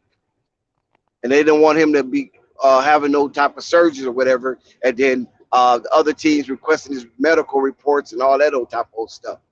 So that just showed me Lakers had something kind of, diabolical with Zoe, where they didn't want him to get a surgery so he can heal himself. Why would you not want him to get a surgery in the offseason? Isn't that the perfect time to get surgery? Oh, the Lakers denied it. They didn't want him to get it. Yeah, they didn't want him to get no surgery. They said you get a surgery, you're gonna void your contract. We don't approve of it. So that would really let the cat out the bag to people who can see beyond the veil. That, oh shit, Lakers must be trying to move Lonzo, move away from Lonzo. Because why wouldn't you want your young star to be healthy? Why would you put a clause like that in a player's contract? That don't even make sense. Because they was going to move him. They was considering moving him, using him as an asset to get whoever they was going to get. You know what I'm saying? Wow. They already probably knew what they was going to do. Because why not, right? So you telling me if LeBron in the offseason, with his growing, that I'm gonna get some surgery, I'm gonna get it clipped down there and then get it stitched back up, get rid of all of the contamination that's down there that caused inflammation. You think the Lakers would have told LeBron James, you get a surgery, we're gonna void your contract? Huh. No way. Sure as they gonna cover it. Heck no, they gonna tell him that. They're gonna tell LeBron, do whatever you can to get right and feel comfortable, right? So when did they do that to Lonzo? His last year with LA? Yeah, the second year. He was going to get a surgery. And when they found out that he was going to get a surgery, I guess he reported to him or something. I don't know how it happened exactly. But the Lakers went nuts. They just start scrambling, throwing stuff off the desk and paper everywhere. You better not touch your body. No, you better not touch your body. Your body belongs to us. We're not approving that. Insurance ain't finna cover nothing. You know what I'm saying? And you're going to void your contract. Man, that's bad business. Well, it's bad business as a fan of Lonzo, but it's not bad business as a Laker because they had plans on doing something surreptitious. And they eventually did. That could have hurt Lonzo down the stretch. He might have got hurt again because he didn't get the surgery. Well, that's possible. You know what I'm saying?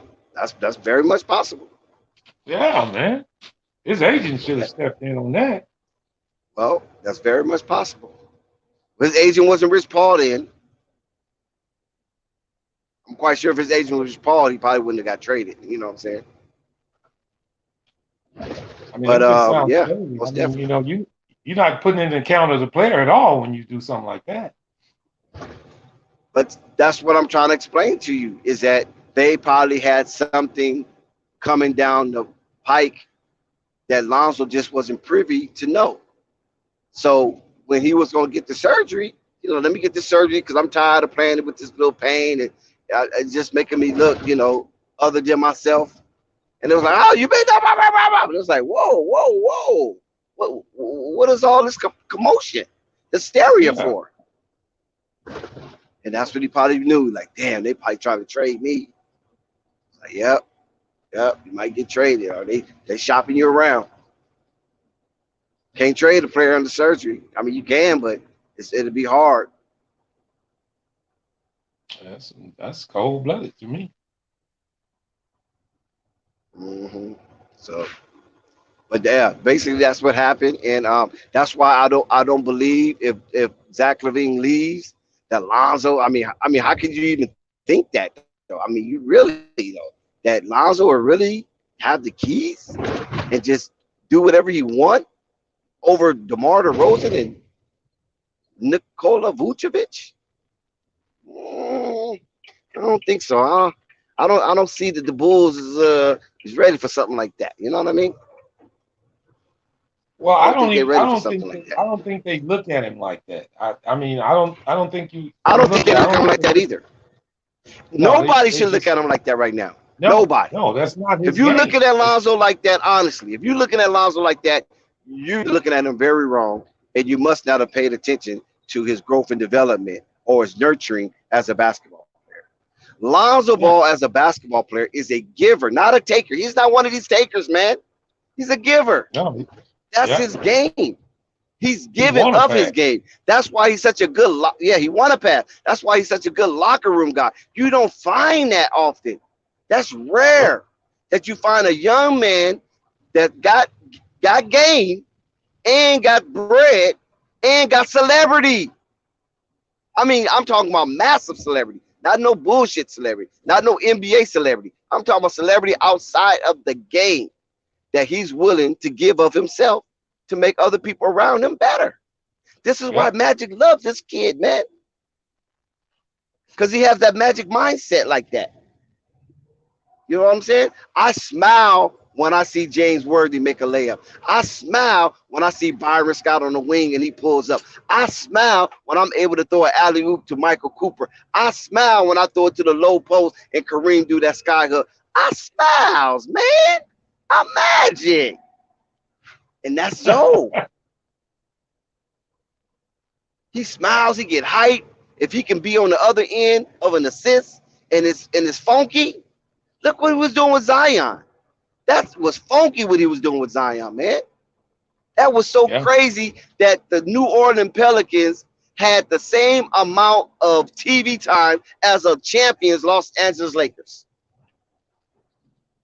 Think about that, honestly. The New Orleans Pelicans have the same amount of TV time as the Los Angeles Lakers. They have more TV time than Golden State. A lot of people don't look at it like that. They just don't like the kid. And why they don't like the kid, they're not going to never highlight anything that is contributed to him or attributed to him. You follow what I'm saying? As far as the business side of basketball. You know what I mean? He's a bag. Lonzo Ball is a bag. And just think about this. If you don't believe me, if you think I'm just, BSing, if you look at Lonzo numbers, is it comparable to $85 million for 4 years? Is it comparable? Just looking at his numbers. Oh. Is it comparable? Well, you have to know the player because he does way more than what it shows in the books. But that's what I'm trying to explain to you. Just look at his numbers. This is numbers. Let's just go on numbers alone. His numbers. What is it? 11. No, six, well, they're not comfortable or for something that like kind that. of money.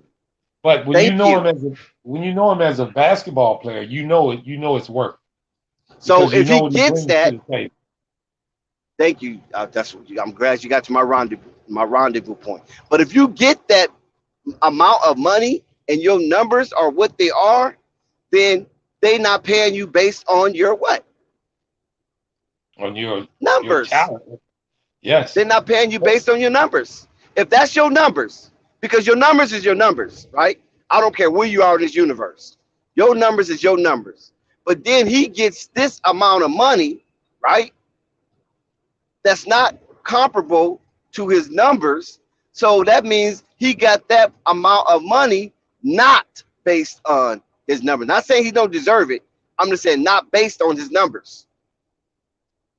So they're not paying him for those numbers that we look at when he got paid from the Chicago Bulls.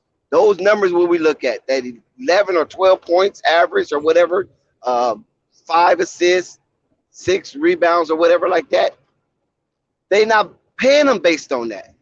They paid Lonzo for the Chicago Bulls based on his contribution to the game at hand. When they tip that ball off, from the way he thinks that game and the way that he exhibit and display, that's what they're paying him on. They're paying him on that attraction, right? They're paying him that we know if we bring him, we bring all those millions of followers with him. And out of all those millions of followers with him, I'm quite sure we can sell at least 12 to 14% of his jerseys. So if he got 15 million followers, let's say he got 10 million followers, and if he sells 12% of his jerseys, that means he sells 1.2 million jerseys at what? $99? Yeah. Talking worldwide numbers. Don't have to be the States, just worldwide. because those followers are worldwide. If they can sell 1.2 million jerseys at best, I ain't talking about at least, at best, at between how much those jerseys cost, $65 to $99, depending on, you know, what style of jersey you buy. Do you know how much freaking money that is? Yeah. And, you know, speaking of stuff like that, I'm just reading an article right now. Now they got a little rumor out about Donovan Mitchell going to the Hawks. That don't even sound right. Well, they want to pair Trey Young up with somebody that's dependable that can score as well. Because if you look at it on the side of Trey Young, who you got, Huter, Bogdanovich? I mean, are they really that scary? You know what I'm saying? They just have to have a hell of a night to throw you in the gutter. But Trey Young basically brings his night in and night out. But Huter and Bogdanovich, hey man, it's a coin toss of who's going to show up, and hopefully both of them show up. But you know, Spider-Man, if he gets over there, that's a bucket. Yep. They also got, and you don't have to. Oh, I was going to say, and you don't have to babysit him. You don't have to spoon feed him. Just Bogdanovich, you basically got to spoon feed those guys. DeAndre, what's his name? DeAndre Hunter. Yeah, DeAndre Hunter. You feel me? I like him. I thought Golden State should have drafted him, to be honest, instead of Wiseman. But wait, at number 2? Yeah. He was projected to go like 3. He was projected to go 3. I thought LaMelo was going to go first. and they also got a scenario come in the draft after. Wow. They also have He didn't a come in that scenario. draft, did he? No, I was saying they also have a scenario. Go ahead. Of Donovan Mitchell. They have a scenario of Donovan Mitchell joining Miami. Wow.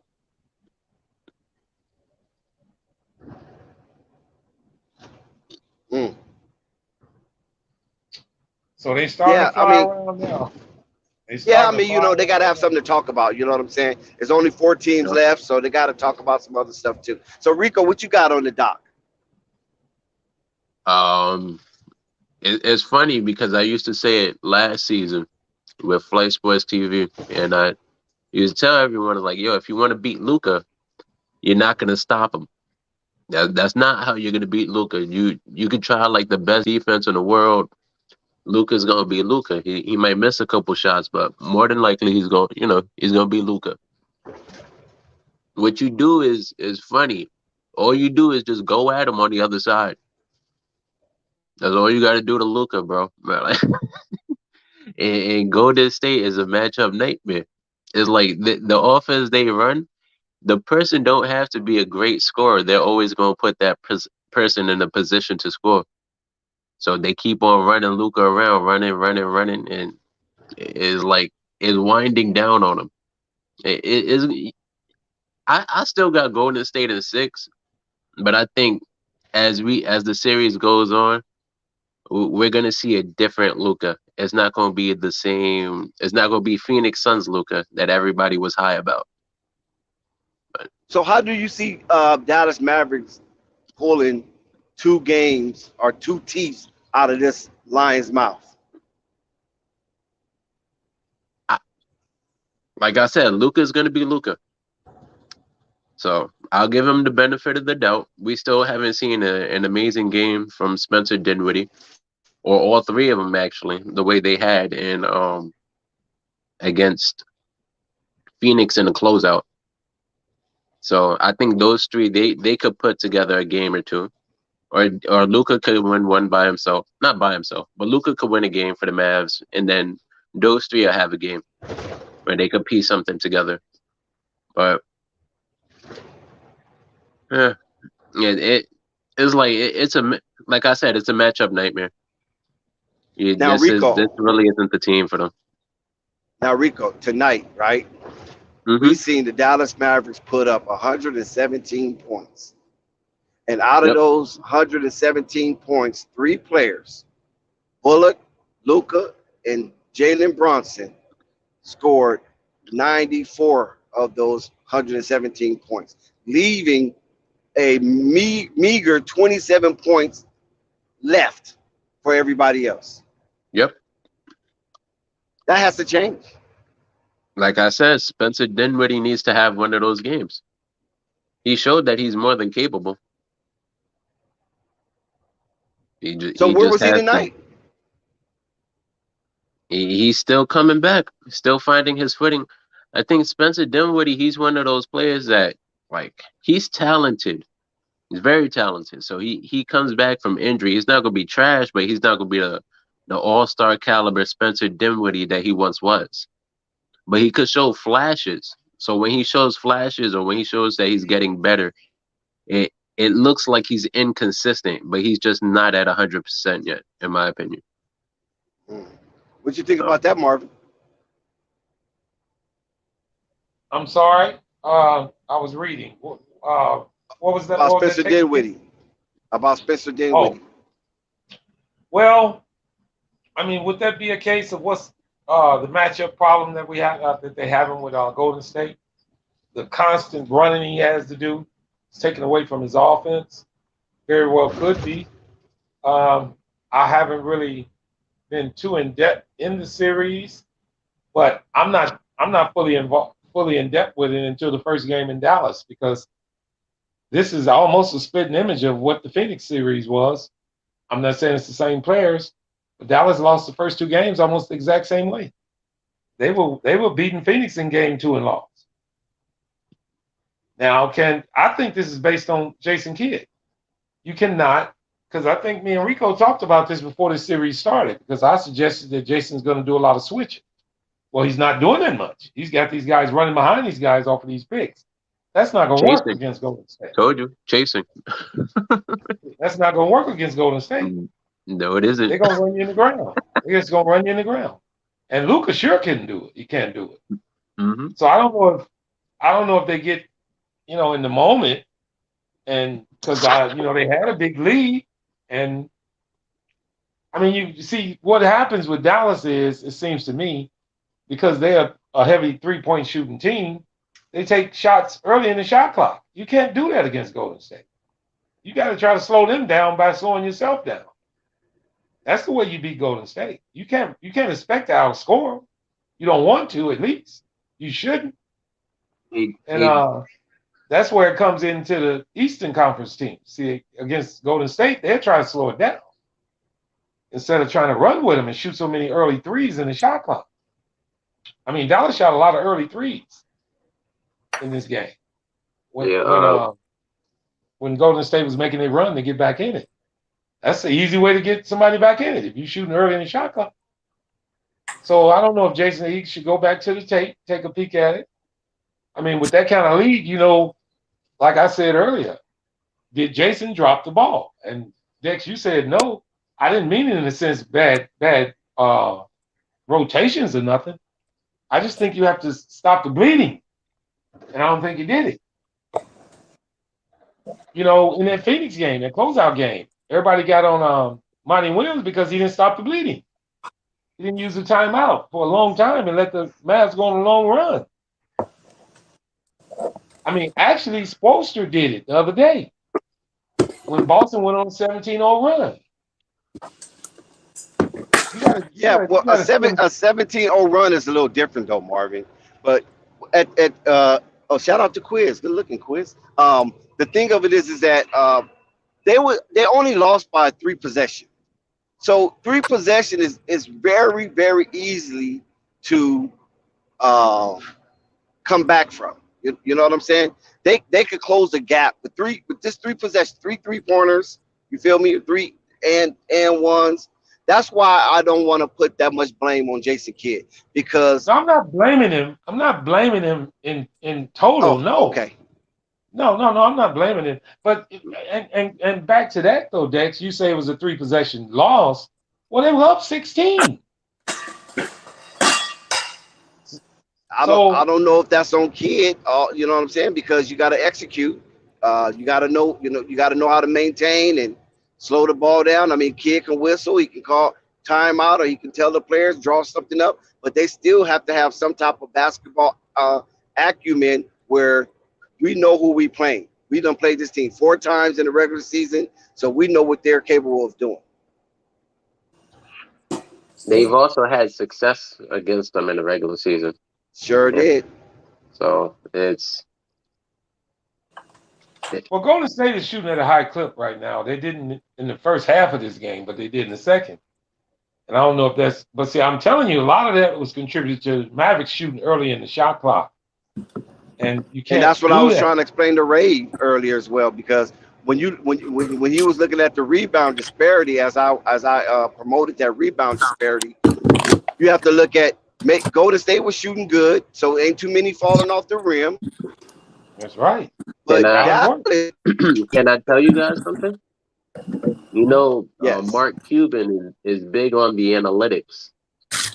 And one of the most used analytics is actually when you take shots within the shot clock.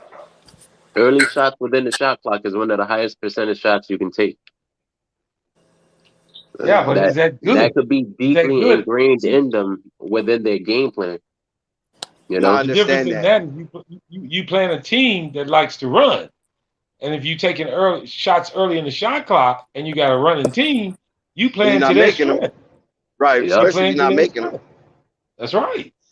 So shout out to I mean, Quiz.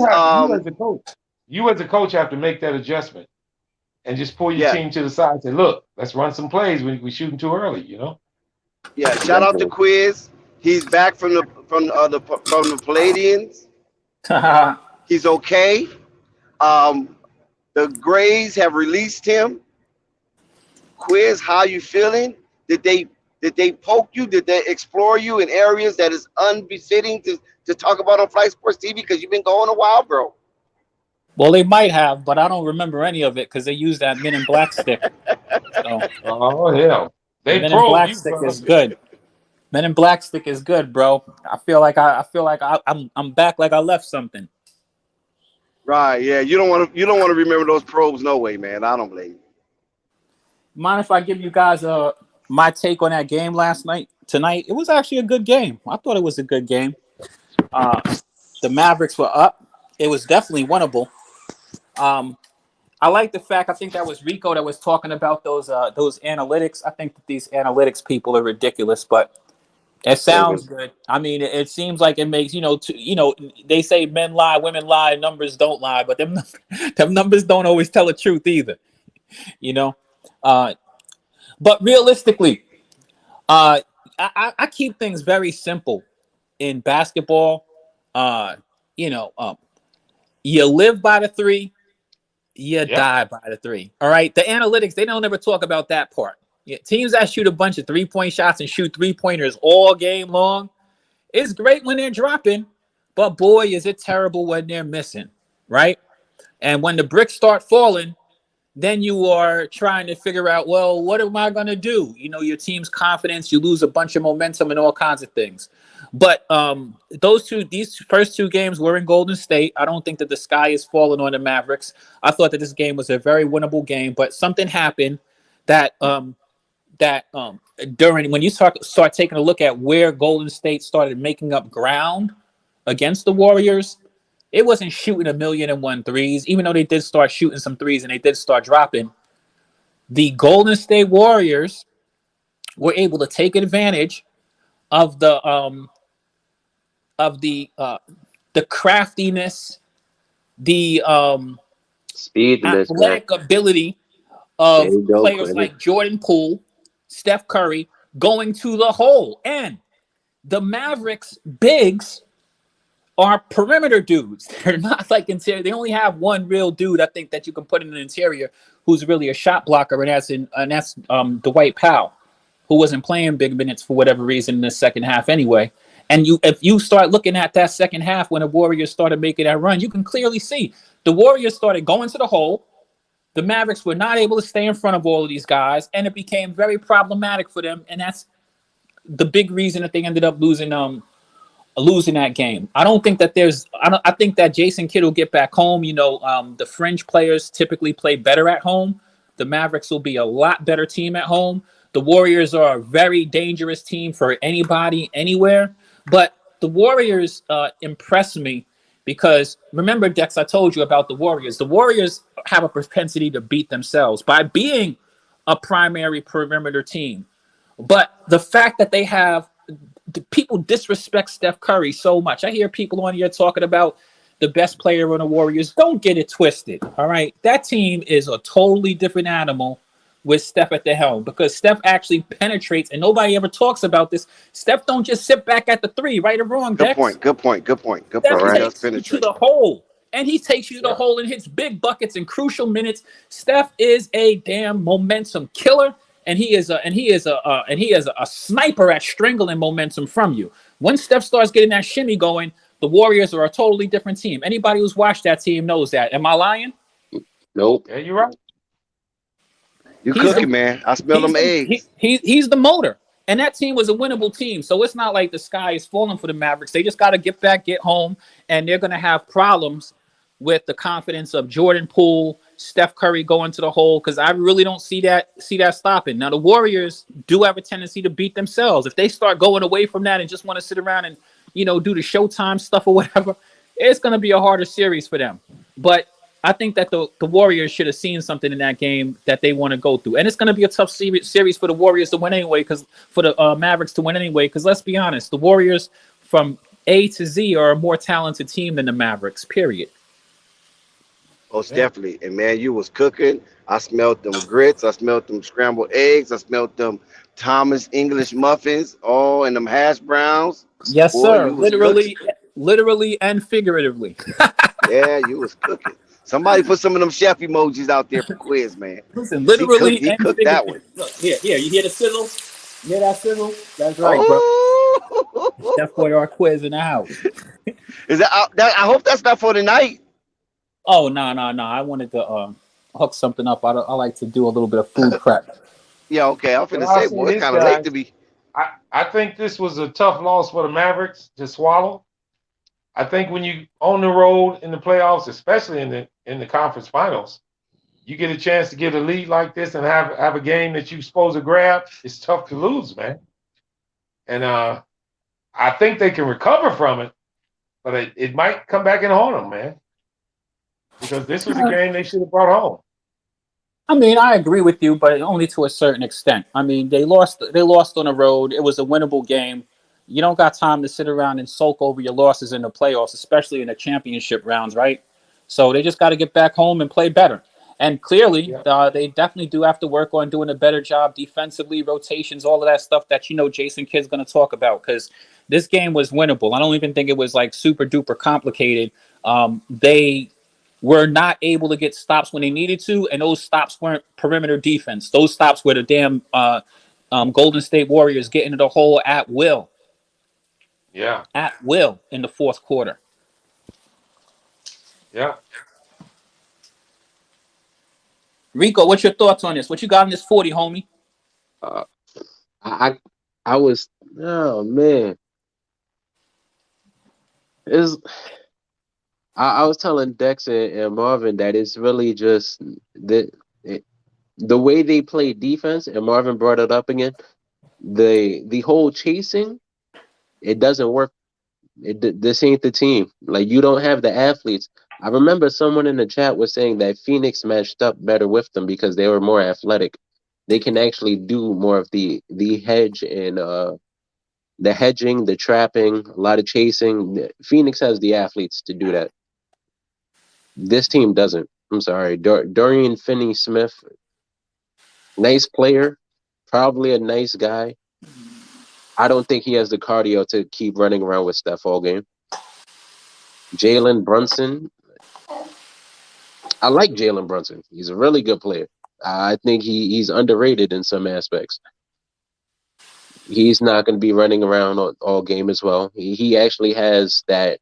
The same way you affect Luka is the same way you affect Jalen Brunson. You keep him running all game, and then it makes that pick and roll offense they like doing. It makes it harder. Yeah, wears them down.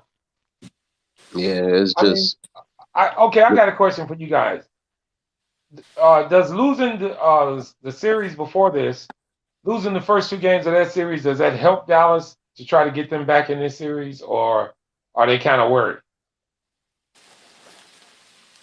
Personally, I think it helps him. I mean, I think it helps anytime because you keep your composure. Luka played great. He played magnificently. I mean, he dropped 42. He had a pretty brilliant game. He just didn't have enough support, and they didn't have the defense. So, all things being said, you know what they do. They're going to go back. They're going to look at the tape. They're going to talk about these things. They're going to have the crowd at their back in the next game. They're probably going to have better performances from guys like Kleber, and some of those other guys who come out there. They definitely are a 3-point shooting team. They're not going to stop being a 3-point shooting team. And I mean, I think they did a great job in the first half. So they just have to take that, come back, and try again. That's it. And they need to win game 3 for sure. Yeah, they got to win this next game.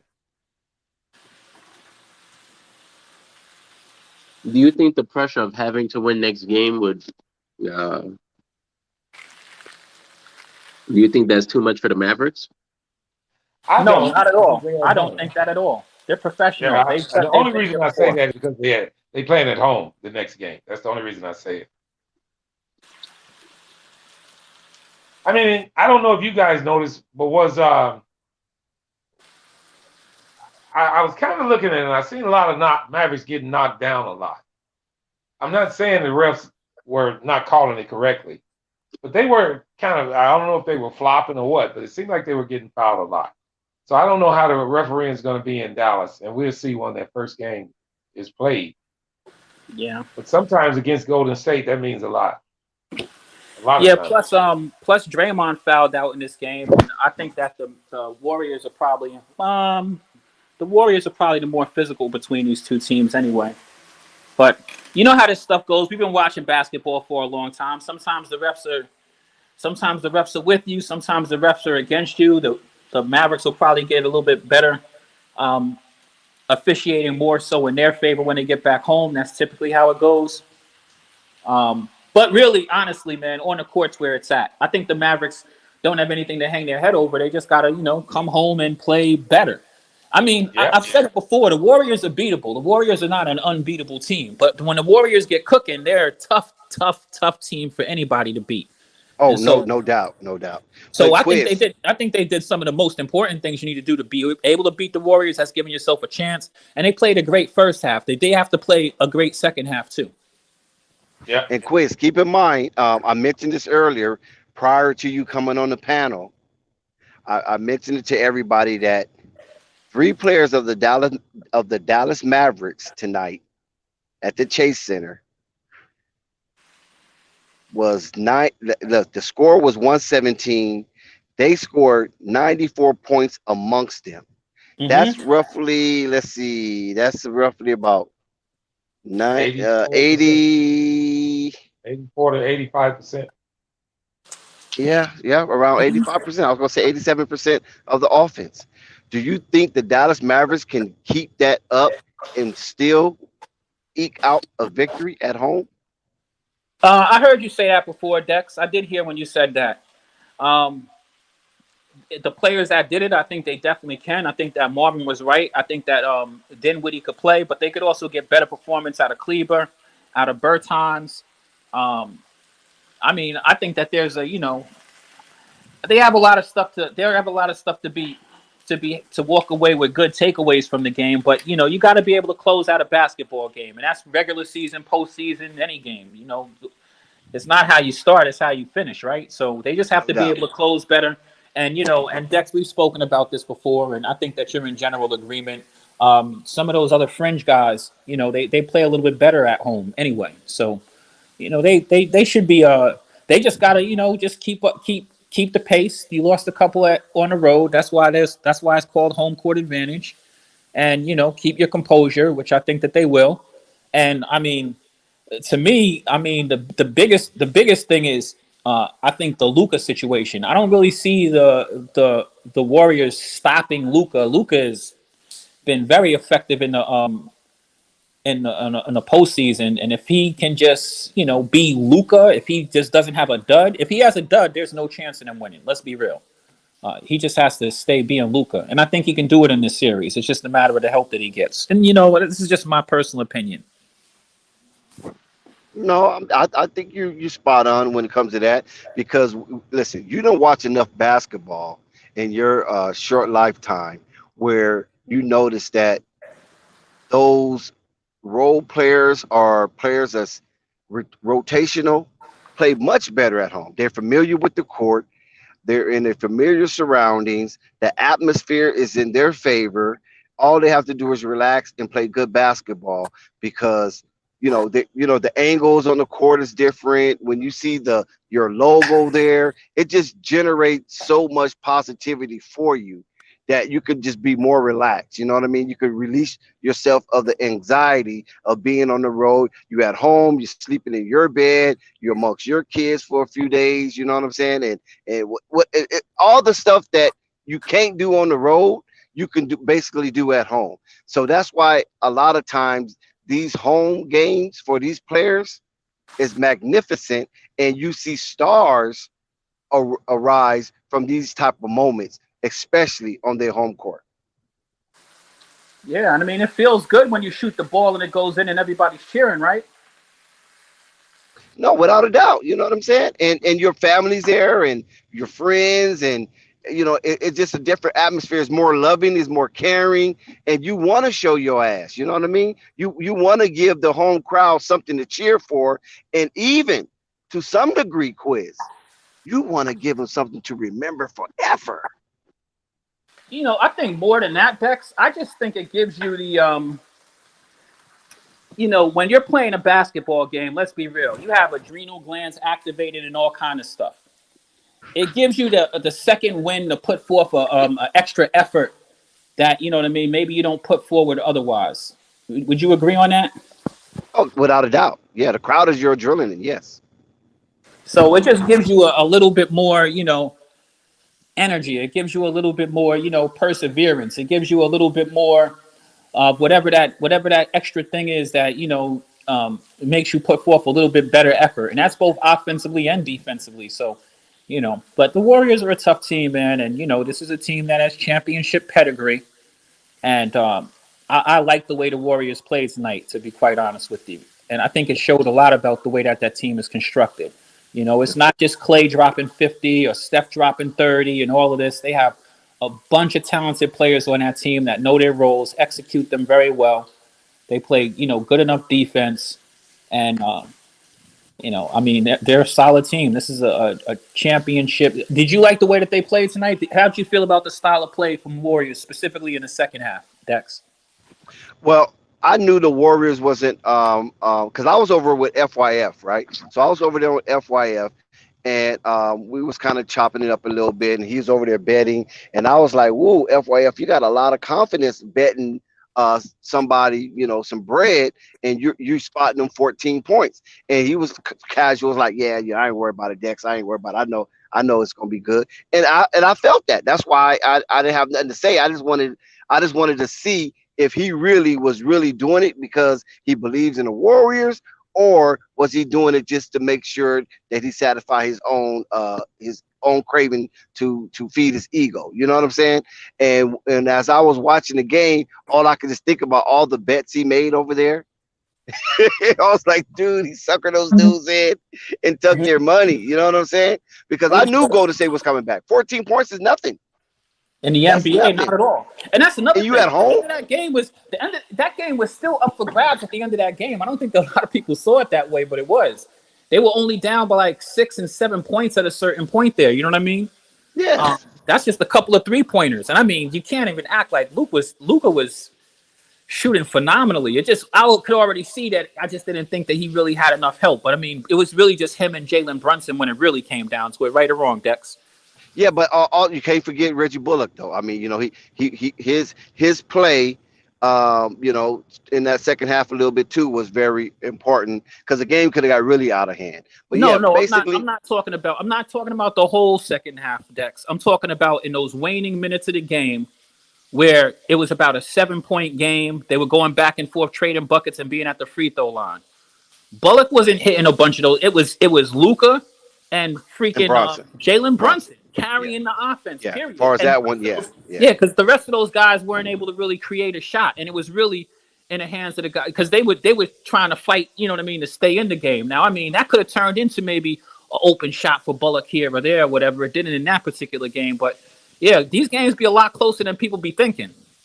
Right, right. I mean, yeah, it could have flip flopped, but I just felt the Warriors had it under control once they got that lead. Because you could just feel it. You know what I'm saying? You could Yeah. feel like, boy, if they get this lead, it's over. You know what I mean? And I think that kind of crushed Dallas a little bit because they know they're on the road, they're in a hostile environment, and they're playing a fringe dynasty team who has been tried by fire, and they're a proven commodity. And once they get the lead and they get the rolling and Steph get the dancing and showing off, oh my God, you'd be like, oh, what the hell we done got ourselves into? You know what I'm saying? And now here, what at first they was fighting from the top of the hill, which in war is the best place to be. You know what I mean? On top, looking down. Now all of a sudden they drop down to the valley, and that 14-point lead precipitously dropped so fast. Now they're looking up, and the Warriors got the high position. Yes, And sir. I just knew Dallas was done. I knew they was done. Well, I wouldn't say that because the Warriors did get the lead up to like about 9 or something like that when they did take the lead. You remember? And Yeah, then that's the max. They got Mavericks to were 9. able, Yeah, yeah, the Mavericks were able to chop it down to about 6.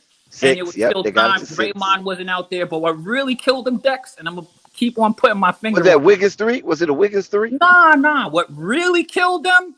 This is what really killed them. And I always talk about these final 2 minutes of a basketball game. What killed them is that the Warriors, all of those freaking layups from Steph Curry just It dancing was down the tired, middle of the lane, dude. they couldn't stay in front of those dudes, and it Yeah. was just an open lane. Those perimeter dudes without really having a strong interior defender, it hurt them. I mean, Rave pointed that out. Yeah, Rave did point that out right there. it was the way the Warriors, like, they were trading buckets, but the Warriors weren't like working hard to get these buckets. They were Right. Jordan Poole 1-on-1, boom, I'm digging between your defense like it's nothing. Klay Thompson had a big one like that. Steph, those Going guys, through it like a they were getting hot layups. butter knife. Yeah, What's they were getting crazy? layups. They were getting What's layups. They only really hit yeah. 1-3 in that stretch. They were getting straight layups, and the Yeah, Mavericks go ahead, couldn't get no Rico. stops. What I was gonna say is what's crazy about the Warriors. We always think of them about this, super 3-point shooting team, but they've actually been like one of the best points in the paint or like field goal percentage in the paint teams since they've been on top. All the way back to 2015, they've been that. So it's like they use their 3-point shooting to open up your defense. You got to guard Steph and Clay, and now Jordan Poole from 30 feet. So Yeah. that's a lot of space, to try and recover. Then they're all good passers. Yup.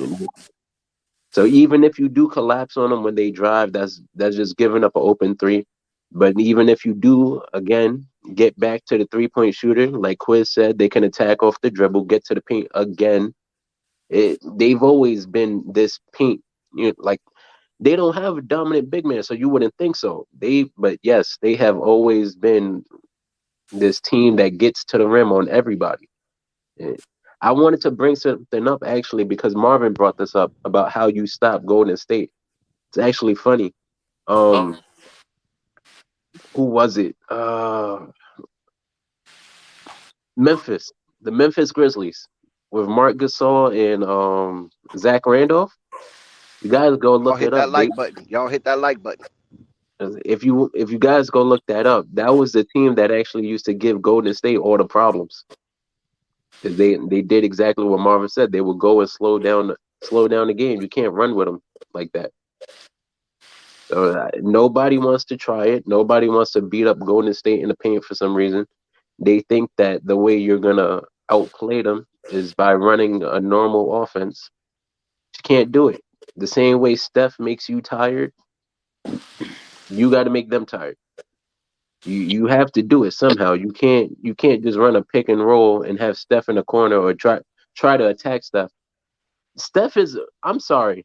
Has anyone brought this up? Steph is now a very good defender. Well, he's a better defender at least. Yeah, like even when you try to attack him, he can strip you if you try to go up. Like if you try to body him for a layup, he could strip you. He gets blocks. He has a good wingspan, so he can recover and get back to threes. He's very quick. Like he's not just somebody you could go at all the time. He's He's a You say lot. blocks. What kind of blocks though? like if you try to go, you know how Dex when it's not a chase down situation, usually the first man goes up and the second man is the person who gets the block. Got you. Steph Curry, he can play both roles in that situation. He could get a block from behind, but he also can jump first with his wingspan and just tie someone up. Like, he has a good knack for the ball defensively. I think the Warriors are a more dynamic team than people think that they actually are. The Warriors are Definitely. not just a good, excellent perimeter shooting team anymore. Jordan Poole added a dynamic to them that really makes them a lot more lethal, in my opinion, and that's his ability to penetrate and be creative at getting the ball. You know what I mean? I'm not talking about just his 3-point shooting, which he's also great at, but his ability to penetrate and Steph. It's like you have two dudes that really can get to the lane.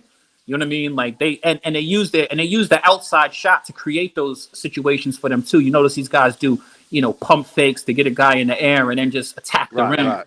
You know what I mean? Like Smart basketball. Yeah, this team is a really dynamic team. So if I'm Dallas, I might listen. I feel as though Dallas might want to work on keeping those guys in front of them and prevent them from getting those situations where they're attacking the lane. Like in this game that they just played, they were probably better off giving them the 3-point shot than keeping on letting them drive straight down the middle of the lane.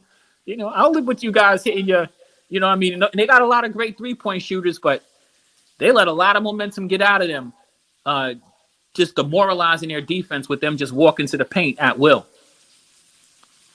That would demoralize any type of defense. When I just think that fatigue set in, attrition just took its toll, and this is why they was a little slow to react on certain first steps. You know what I mean? And even on the help defense, because even if most people are going to get beat 1-on-1.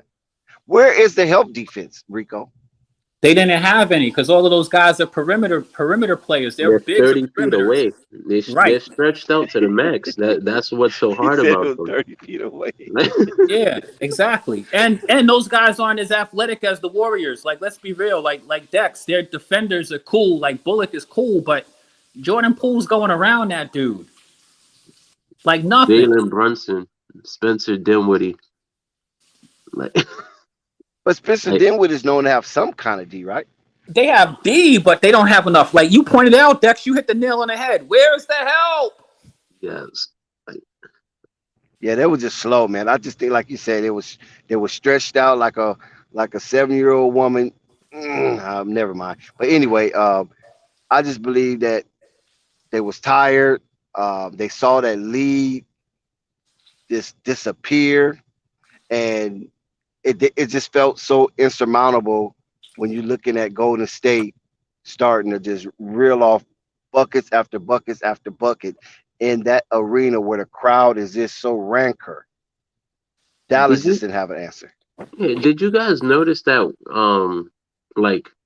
Golden State somewhat sputtered when they were down by 9? Yeah. But it still felt like they were winning somehow. Right, because they were taking layups. Yeah. It was a walk in the park. It was walking through the lane like it was a Sunday afternoon. Everything was all right. It's like, they would miss they missed a couple of shots, but the shots that Dallas was getting on the other side were so bad. It's like, you're definitely gonna blow this lead still. It's like you're not even taking advantage of it.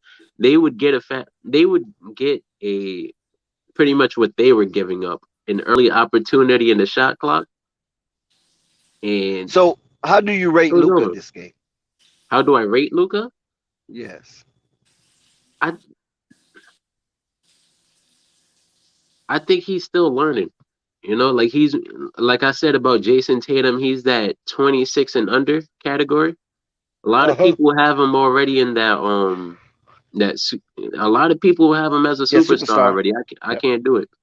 That tier, they got him in that tier. Yeah. I don't know how you don't have him there, but I hear people debate on that all of the time. I still think Luka had a great game. It's tough to beat the Warriors. Let's just be real. The Warriors kept them at arm's length. And you know what really hurt them, Dex? Is they didn't have the ability to create what they needed, which was a defensive play. They needed to create a turnover or two to try to, you know what I mean? Because they were scoring. They just couldn't, get beyond that arm length that they had out on them because they couldn't create anything defensively. And the Warriors were just walking through the lane like it was all right. Yes, Marvin Perspective mentioned the missed timeout opportunity for the Dallas Maverick coaching staff. I think when they get back home, they probably recognize that was a mishap or a misread on the level of play that was on the floor. And I believe probably Jason Kidd this time around will probably call a timeout a little sooner, and not expecting his team to work out of that difficult moment when they just saw Golden State steadily just creep up on their lead, and eventually that lead just dissipated right before their eyes. And next thing you know, Jason Kidd was like, "Whoa, I was just up 7, and now, boom, I'm down 2." You know what I'm saying? So Yeah. I believe that this time around, Jason Kidd will probably be more alert and attentive to that aspect of the game, and not just allow his team to try to figure it out on their own. Because, like you just said, Luka is learning. Another thing with the Warriors that I like about their team construction, and this is my final point that I want to bring up. I love the way the Warriors are constructed as a team, because a lot of teams in the NBA don't impress me with the way that they're able to close out games down the clutch. But the thing with the Warriors, when you take a look and you see your Jordan Poole and your Steph Curry and your Klay Thompson, these guys are all roughly 90% free throw shooters. They're not going to give the game away by missing free throws. They have probably one of the best free throw shooting teams in the NBA. And this is one of the things I also miss about, older basketball. You got dudes who didn't miss at the free throw line. Now, some of these superstars, man, they miss so much at the free throw line. You don't even expect them to hit a shot. You know what I mean? Missing 1 out of 2 is nothing. And you know that to close out a basketball game, man. All of those points actually are important. You follow what I'm saying? So I just think that's another point for people to pay attention to, with the reason why the Warriors are actually a tough team to beat. Because even if they're having a tough game and they're not going to beat themselves at the free throw line, that's for sure. No doubt. And let me give you the free throw percentage. At the free throw line, as a team, they shot 80%. You're right. Mm-hmm. They shot 80% tonight. That's great. That's damn good. Yeah. I got a question. How did you guys notice Golden State utilizing a zone when they were making that comeback? And how do you think if Dallas can adjust to it, how do you think they'd do that? Well, I think that's a good point to bring up. But realistically, I mean, it's not like these teams seen each other enough. It's not like, Stevie Wonder could see that the Mavericks are going to shoot a bunch of threes. You know what I mean? So I think that going back home is going to help them a lot. And I don't know. I'm going to tell you right now, the Mavericks really, really are missing, and they've been missing them all year. And I got to give them credit for how well they played all year without Tim Hardaway Jr., because he's really their most athletic player. They don't have a dude, other than Brunson, periodically as the ball handler who can really, penetrate very much. And Luka, because he's pretty much been the whole team or whatever. But they don't have slashers on that team. They don't have slashers, and that kind of hurts them from being able to get some easy baskets that they desperately need sometimes. Mm-hmm. Well, see, Rico, the thing of that is that if you're going to play a zone, then you're begging a team to shoot from the outside. So that means Steve Kerr and the coaching staff, the great job they've done so far, do not respect Dallas Mavericks outside shooting, because that's what you want. That's what you're forcing them to do, because you don't want Luka to dribble the ball around like a serpent and get into that cup or get into the elbow and start making plays from the elbow. You don't want that, because now that puts your defense in an ominous situation, and most time or not, you might not, be able to recover from it. So that zone that the Golden State did to shake up the Dallas Mavericks, it worked perfect, and it was perfect timing, because maybe at that moment Dallas Mavericks didn't want to just hunk up a bunch of threes forcefully, because normally what they would do once they get a nice little lead, you know how Luka like dribble the ball around and stuff like that. Then he get inside the key, and either he do a little fade away, or he just attack the rim, or he just kicks it out, and the defense is out of place. With a zone, it's hard to get out of place if if they trying to shoot their trying to dribble up in between the zone, because a zone prevents that. That's what it's for. It's prevent you from penetration, but it allows you to shoot from the perimeter. And Dallas just missed a whole bunch of shots from the perimeter. Now, Golden State turned the ball over more than Dallas this game. So that is a good sign for Golden State, that they could turn the ball over and still win and have a 9-point victory. So Dallas didn't take advantage too much of the Golden State turnover. And that's something that Jason Kidd will have to address as well. Yeah, and they didn't turn the ball over, and it's when those turnovers came. Those turnovers didn't come at the end of the game where they damn sure needed them.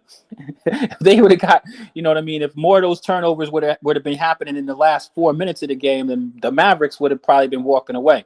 But in regards to that 3-point shooting thing, this is the death of 3-point shooting teams. All right, make note of it.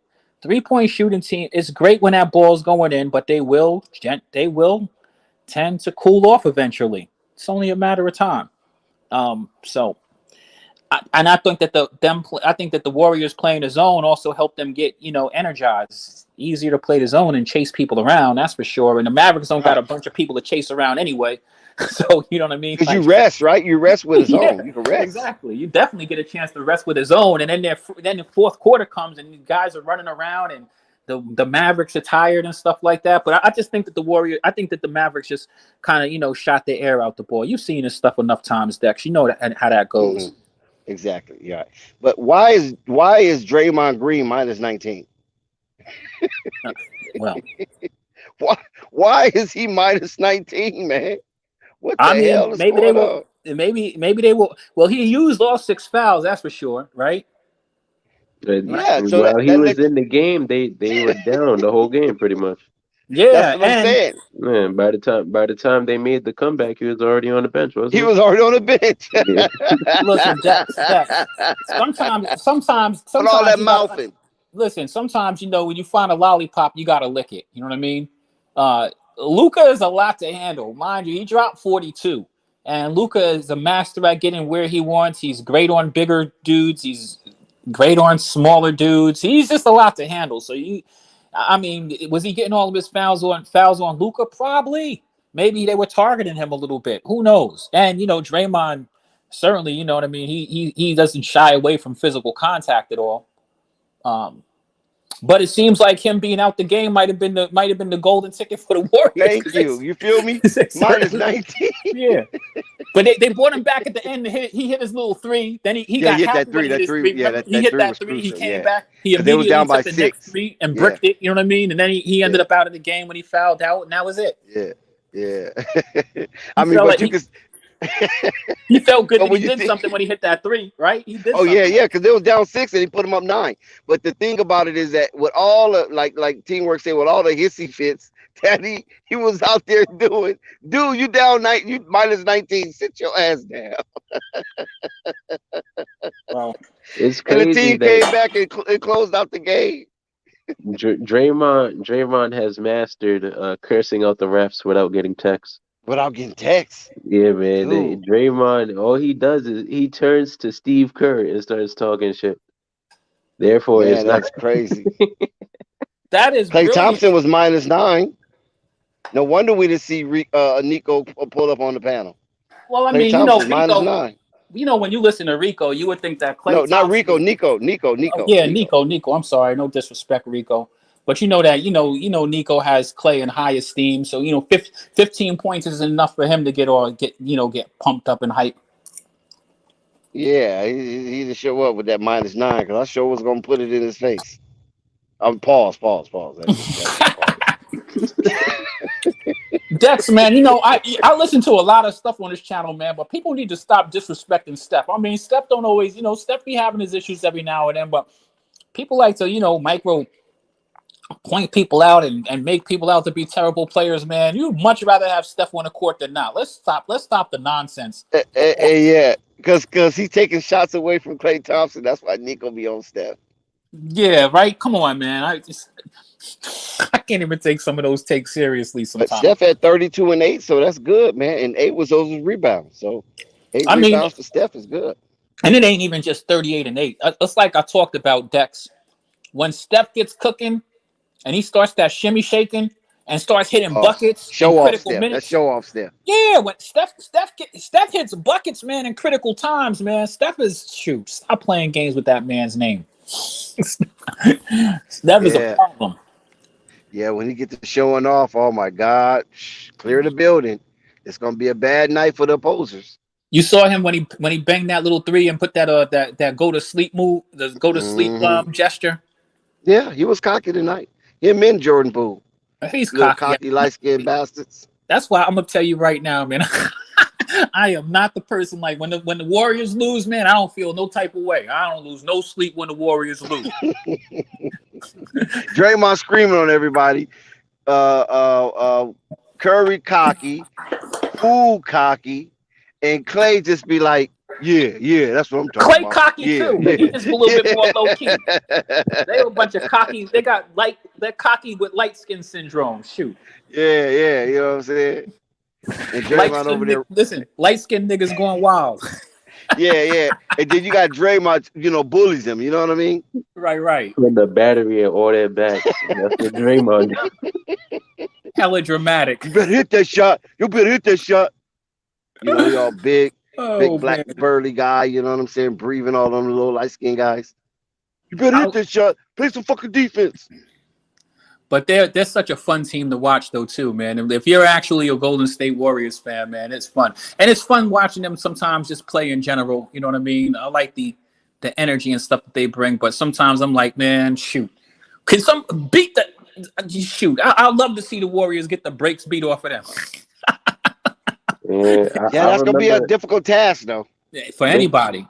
Dex, I remember there's one of the games that the Lakers played the Warriors years ago, back when Lonzo was there. It was one of the biggest upsets, I think, at Vegas at the time. They were picked to lose by like 20 something, and they got smoked. You talking about, was KD on that team? Yeah. Yeah, KD was there. The Lakers. Was that a Christmas? That was Christmas. Man. That was on Christmas. Yup, it was that game.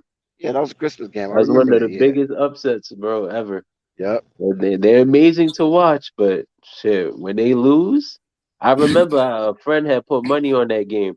I was talking hella shit. Is that right? I don't give a fuck. The Lakers sucked that at the time, but I don't care. I was talking hella shit. Yeah, and that was a nice big win for the Lakers too. I definitely recall that game. But I thought the Lakers were gonna lose that game. You know what I mean? But I was watching it. It was Christmas Day and everything, and shit, them Lakers and I think Kuz had did he have 40 that game? Who? Brandon Ingram? No, Kuzma. Kuzma? I think he did. I think I'm not sure now. If I'm remembering, that may have been the game that 2 Lakers dunked on Kevin Durant. Oh, yeah, definitely Brandon Ingram, right? Yep. Yeah. And Larry Nance. Oh, you talking about that year? I think so. No, that wasn't. I don't think that was a Christmas game. No. With the Larry Nance, that was no Christmas game. No, that was later. I'm talking the one with LeBron was a Christmas game where they beat the Warriors. Mm-hmm. Okay, yeah. No, I think Larry Nance was just regular game. I'm talking about the one where it's just the young Lakers, with Lonzo, the young Lakers. Okay, got you. Yeah. I'm gonna tell you something about me. I'm a sucker for underdogs. I like seeing underdogs. I like seeing competitive basketball. So, and sometimes you have to separate yourself, because you have to also be logical about what you're talking about. You know what I mean? Somebody's gonna get massacred. But that Warriors team with KD, oh man, I couldn't root for those guys. That was too much. That was overkill.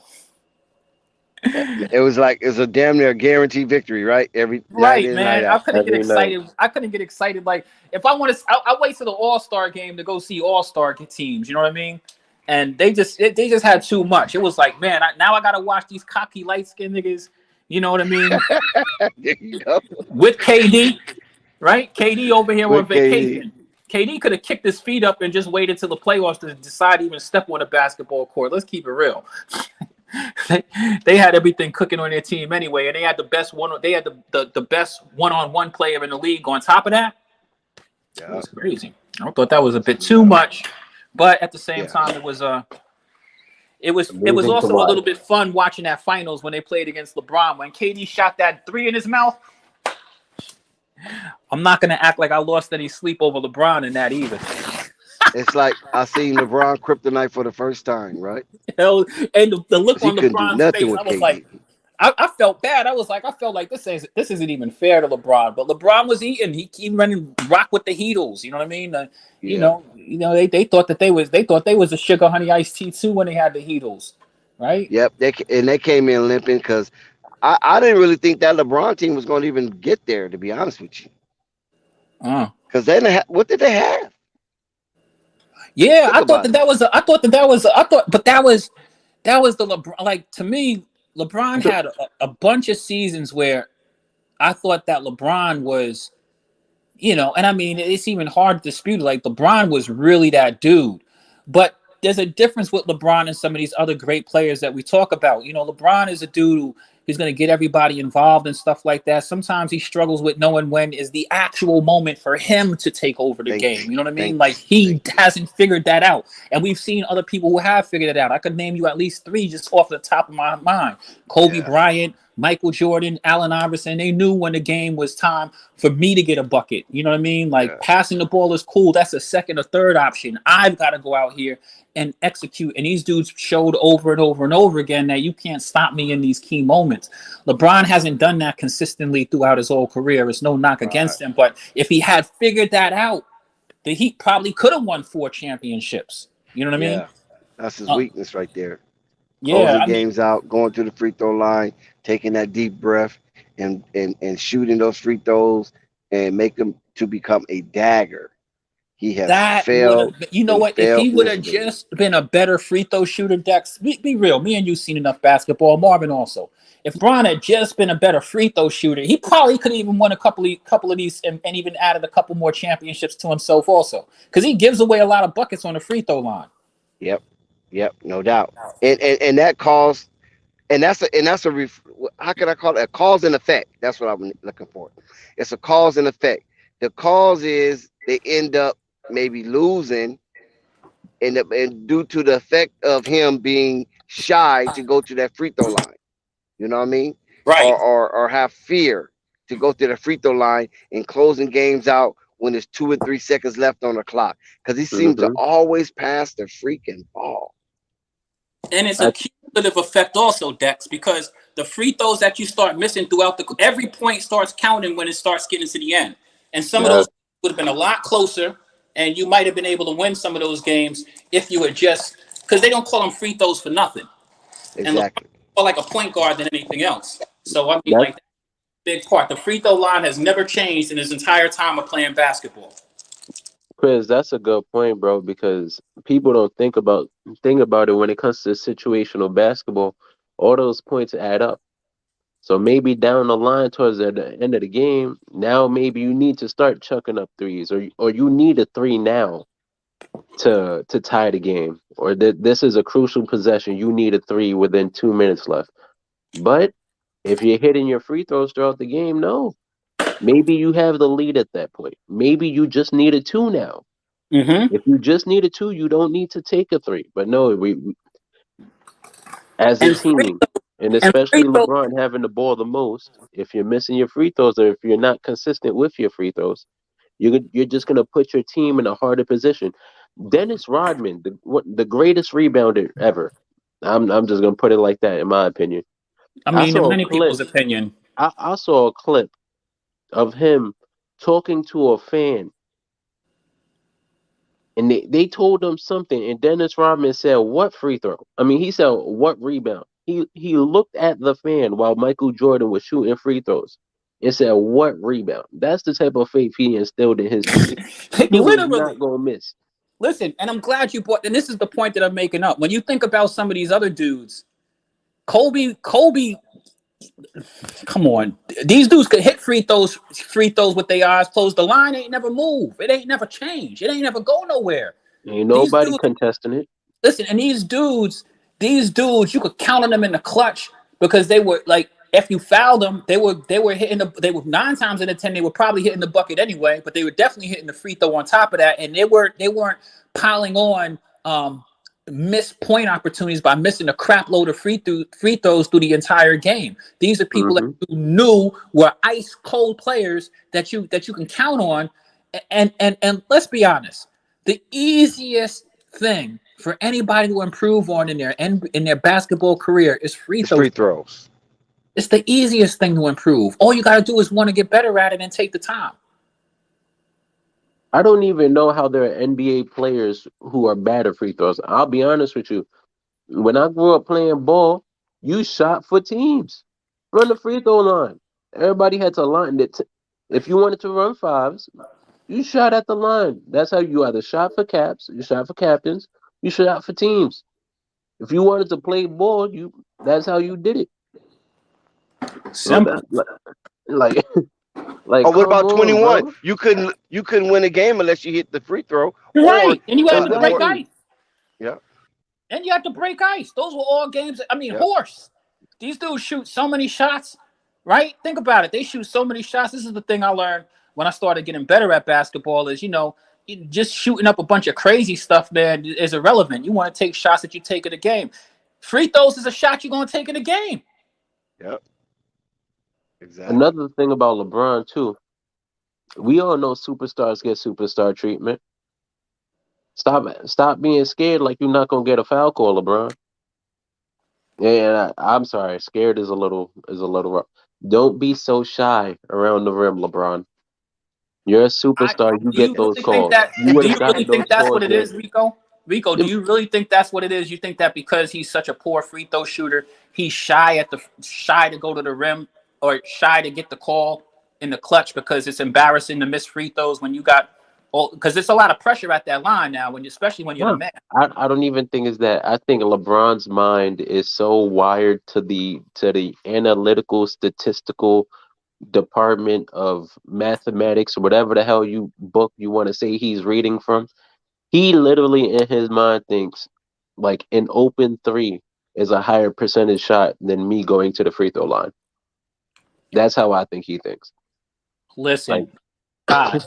Basketball is not as complicated as some of these people make it, right? They talk about these guys who are basketball. Why they try to make it complicated, right? You know why, right? Try to make it appear to be complicated, right? Exactly. Because they want to still have a foothold in this thing. Exactly. Like I just saw the new Spike Lee advertisement, and it's cool and stuff like that. I like that, but certain things don't change. Like they don't change for a reason. The free throw line is not moved. You're telling me about these basketball savants who haven't figured out that, hey, Reggie Miller was what was Reggie, like a 92% free throw shooter, Dex? Yep. It sounded like that. Damn near it. Yeah, he was like a 92% free throw shooter. He definitely had seasons where he was in that percentage of free throw shooting. That dude barely missed from the free throw line. That helps teams win. You didn't see Larry Bird missing from the free throw line? Are you kidding me? Look, and you know that the dude can hit the shot because you see him take the mid-range turnaround all of the time, right or wrong, Dex. Exactly. Effortlessly. He doesn't even think twice about it. You leave him open for that shot, yeah, I'm gonna hit it. I mean, I don't know, man. Basketball is a little bit different though now. You see a lot more. Like I told you, Dex. You see a lot more dudes hitting the side of the backboard for no reason, airballing. Even the great shooters is airballing and hitting the side of the backboard. But you see people shoot with poor mechanics regularly. I think that people have a little bit more strength, so it's easy to get the ball to the rim. But sometimes they just play with they kill themselves with poor mechanics. I think they work on the wrong things, to be honest. Like basketball is very fundamental. You don't need to learn a million dribble moves. Right. Don't. You dribble the air out the basketball for what? You know what I mean? Exactly. Like, am I going to the hole or am I just sitting out here? If I want to see a dribbling exhibition, I can watch the Harlem Globetrotters. Quiz, I was just playing a little 2K and I told my boy this, right? Because we like me and a teammate, we was having a little disagreement, right? About how the point guard should be ran. And all I said was this. It was like, yo, bro, if the shot is gonna be missed anyways, I'd rather you not hit the 50 million dribble buttons. I'd rather if you're gonna miss anyways, I'd rather you not take 20 dribbles. For all of that, you might as well just pass the ball to someone else. Like, You know what it's not dribbling that does? hard, bro.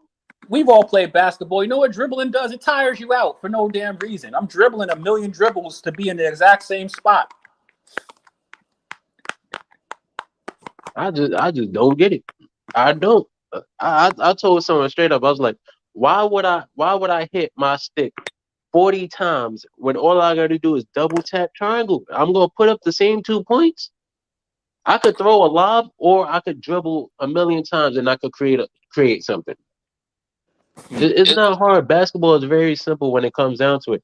I really think that these players they travel all these dribble escapes. They practice how to create their shot. They don't really practice just seeing the floor. I'm gonna be honest with you. When you used to see Michael Jordan do that little turnaround post fade, other than a skyhook, I just never seen nothing more efficient than it. And Kobe Bryant did it, and it was still work right. Dirk Nowitzki did it. Like, turn around over the shoulder. You know what I mean? I'm gonna create my space. You can't block it. I mean, I don't think that's super duper complicated. That shot is never going anywhere, nor is it going anywhere. More of these dudes in the modern game should use it.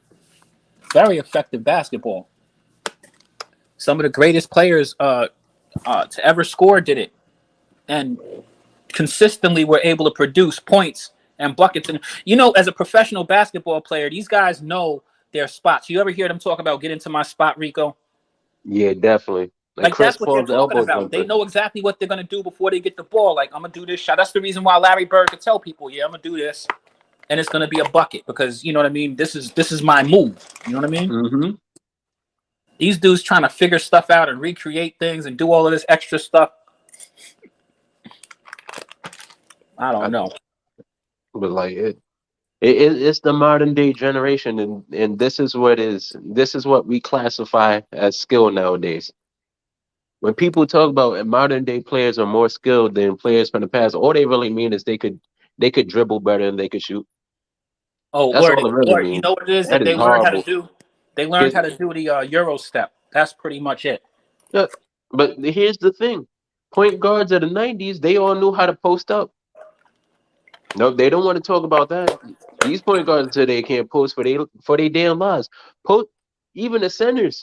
All of the big men in the 90s, they all knew how to post up and hit a simple, like a jump hook. You couldn't really be a center in the 90s and not know a jump hook. But now we got all these centers who can't take advantage of a mismatch because they got no go-to moves. The only thing they could do is catch a lob. Like that's not more skilled in my opinion. How are you going to tell me he's a more skilled player? Because he could run faster? Yeah, I mean, and there's different levels to skills. Like, yeah, dudes can run, dudes could jump. That's never changed in the game. But like knowing how to get to your spot to get a bucket, creating separation, creating defensive mechanics, all kinds of stuff like this. These are things that you get better at just by practicing. To be honest with you, free throw shooting. Come on, you're a professional. You can't hit a fucking free throw.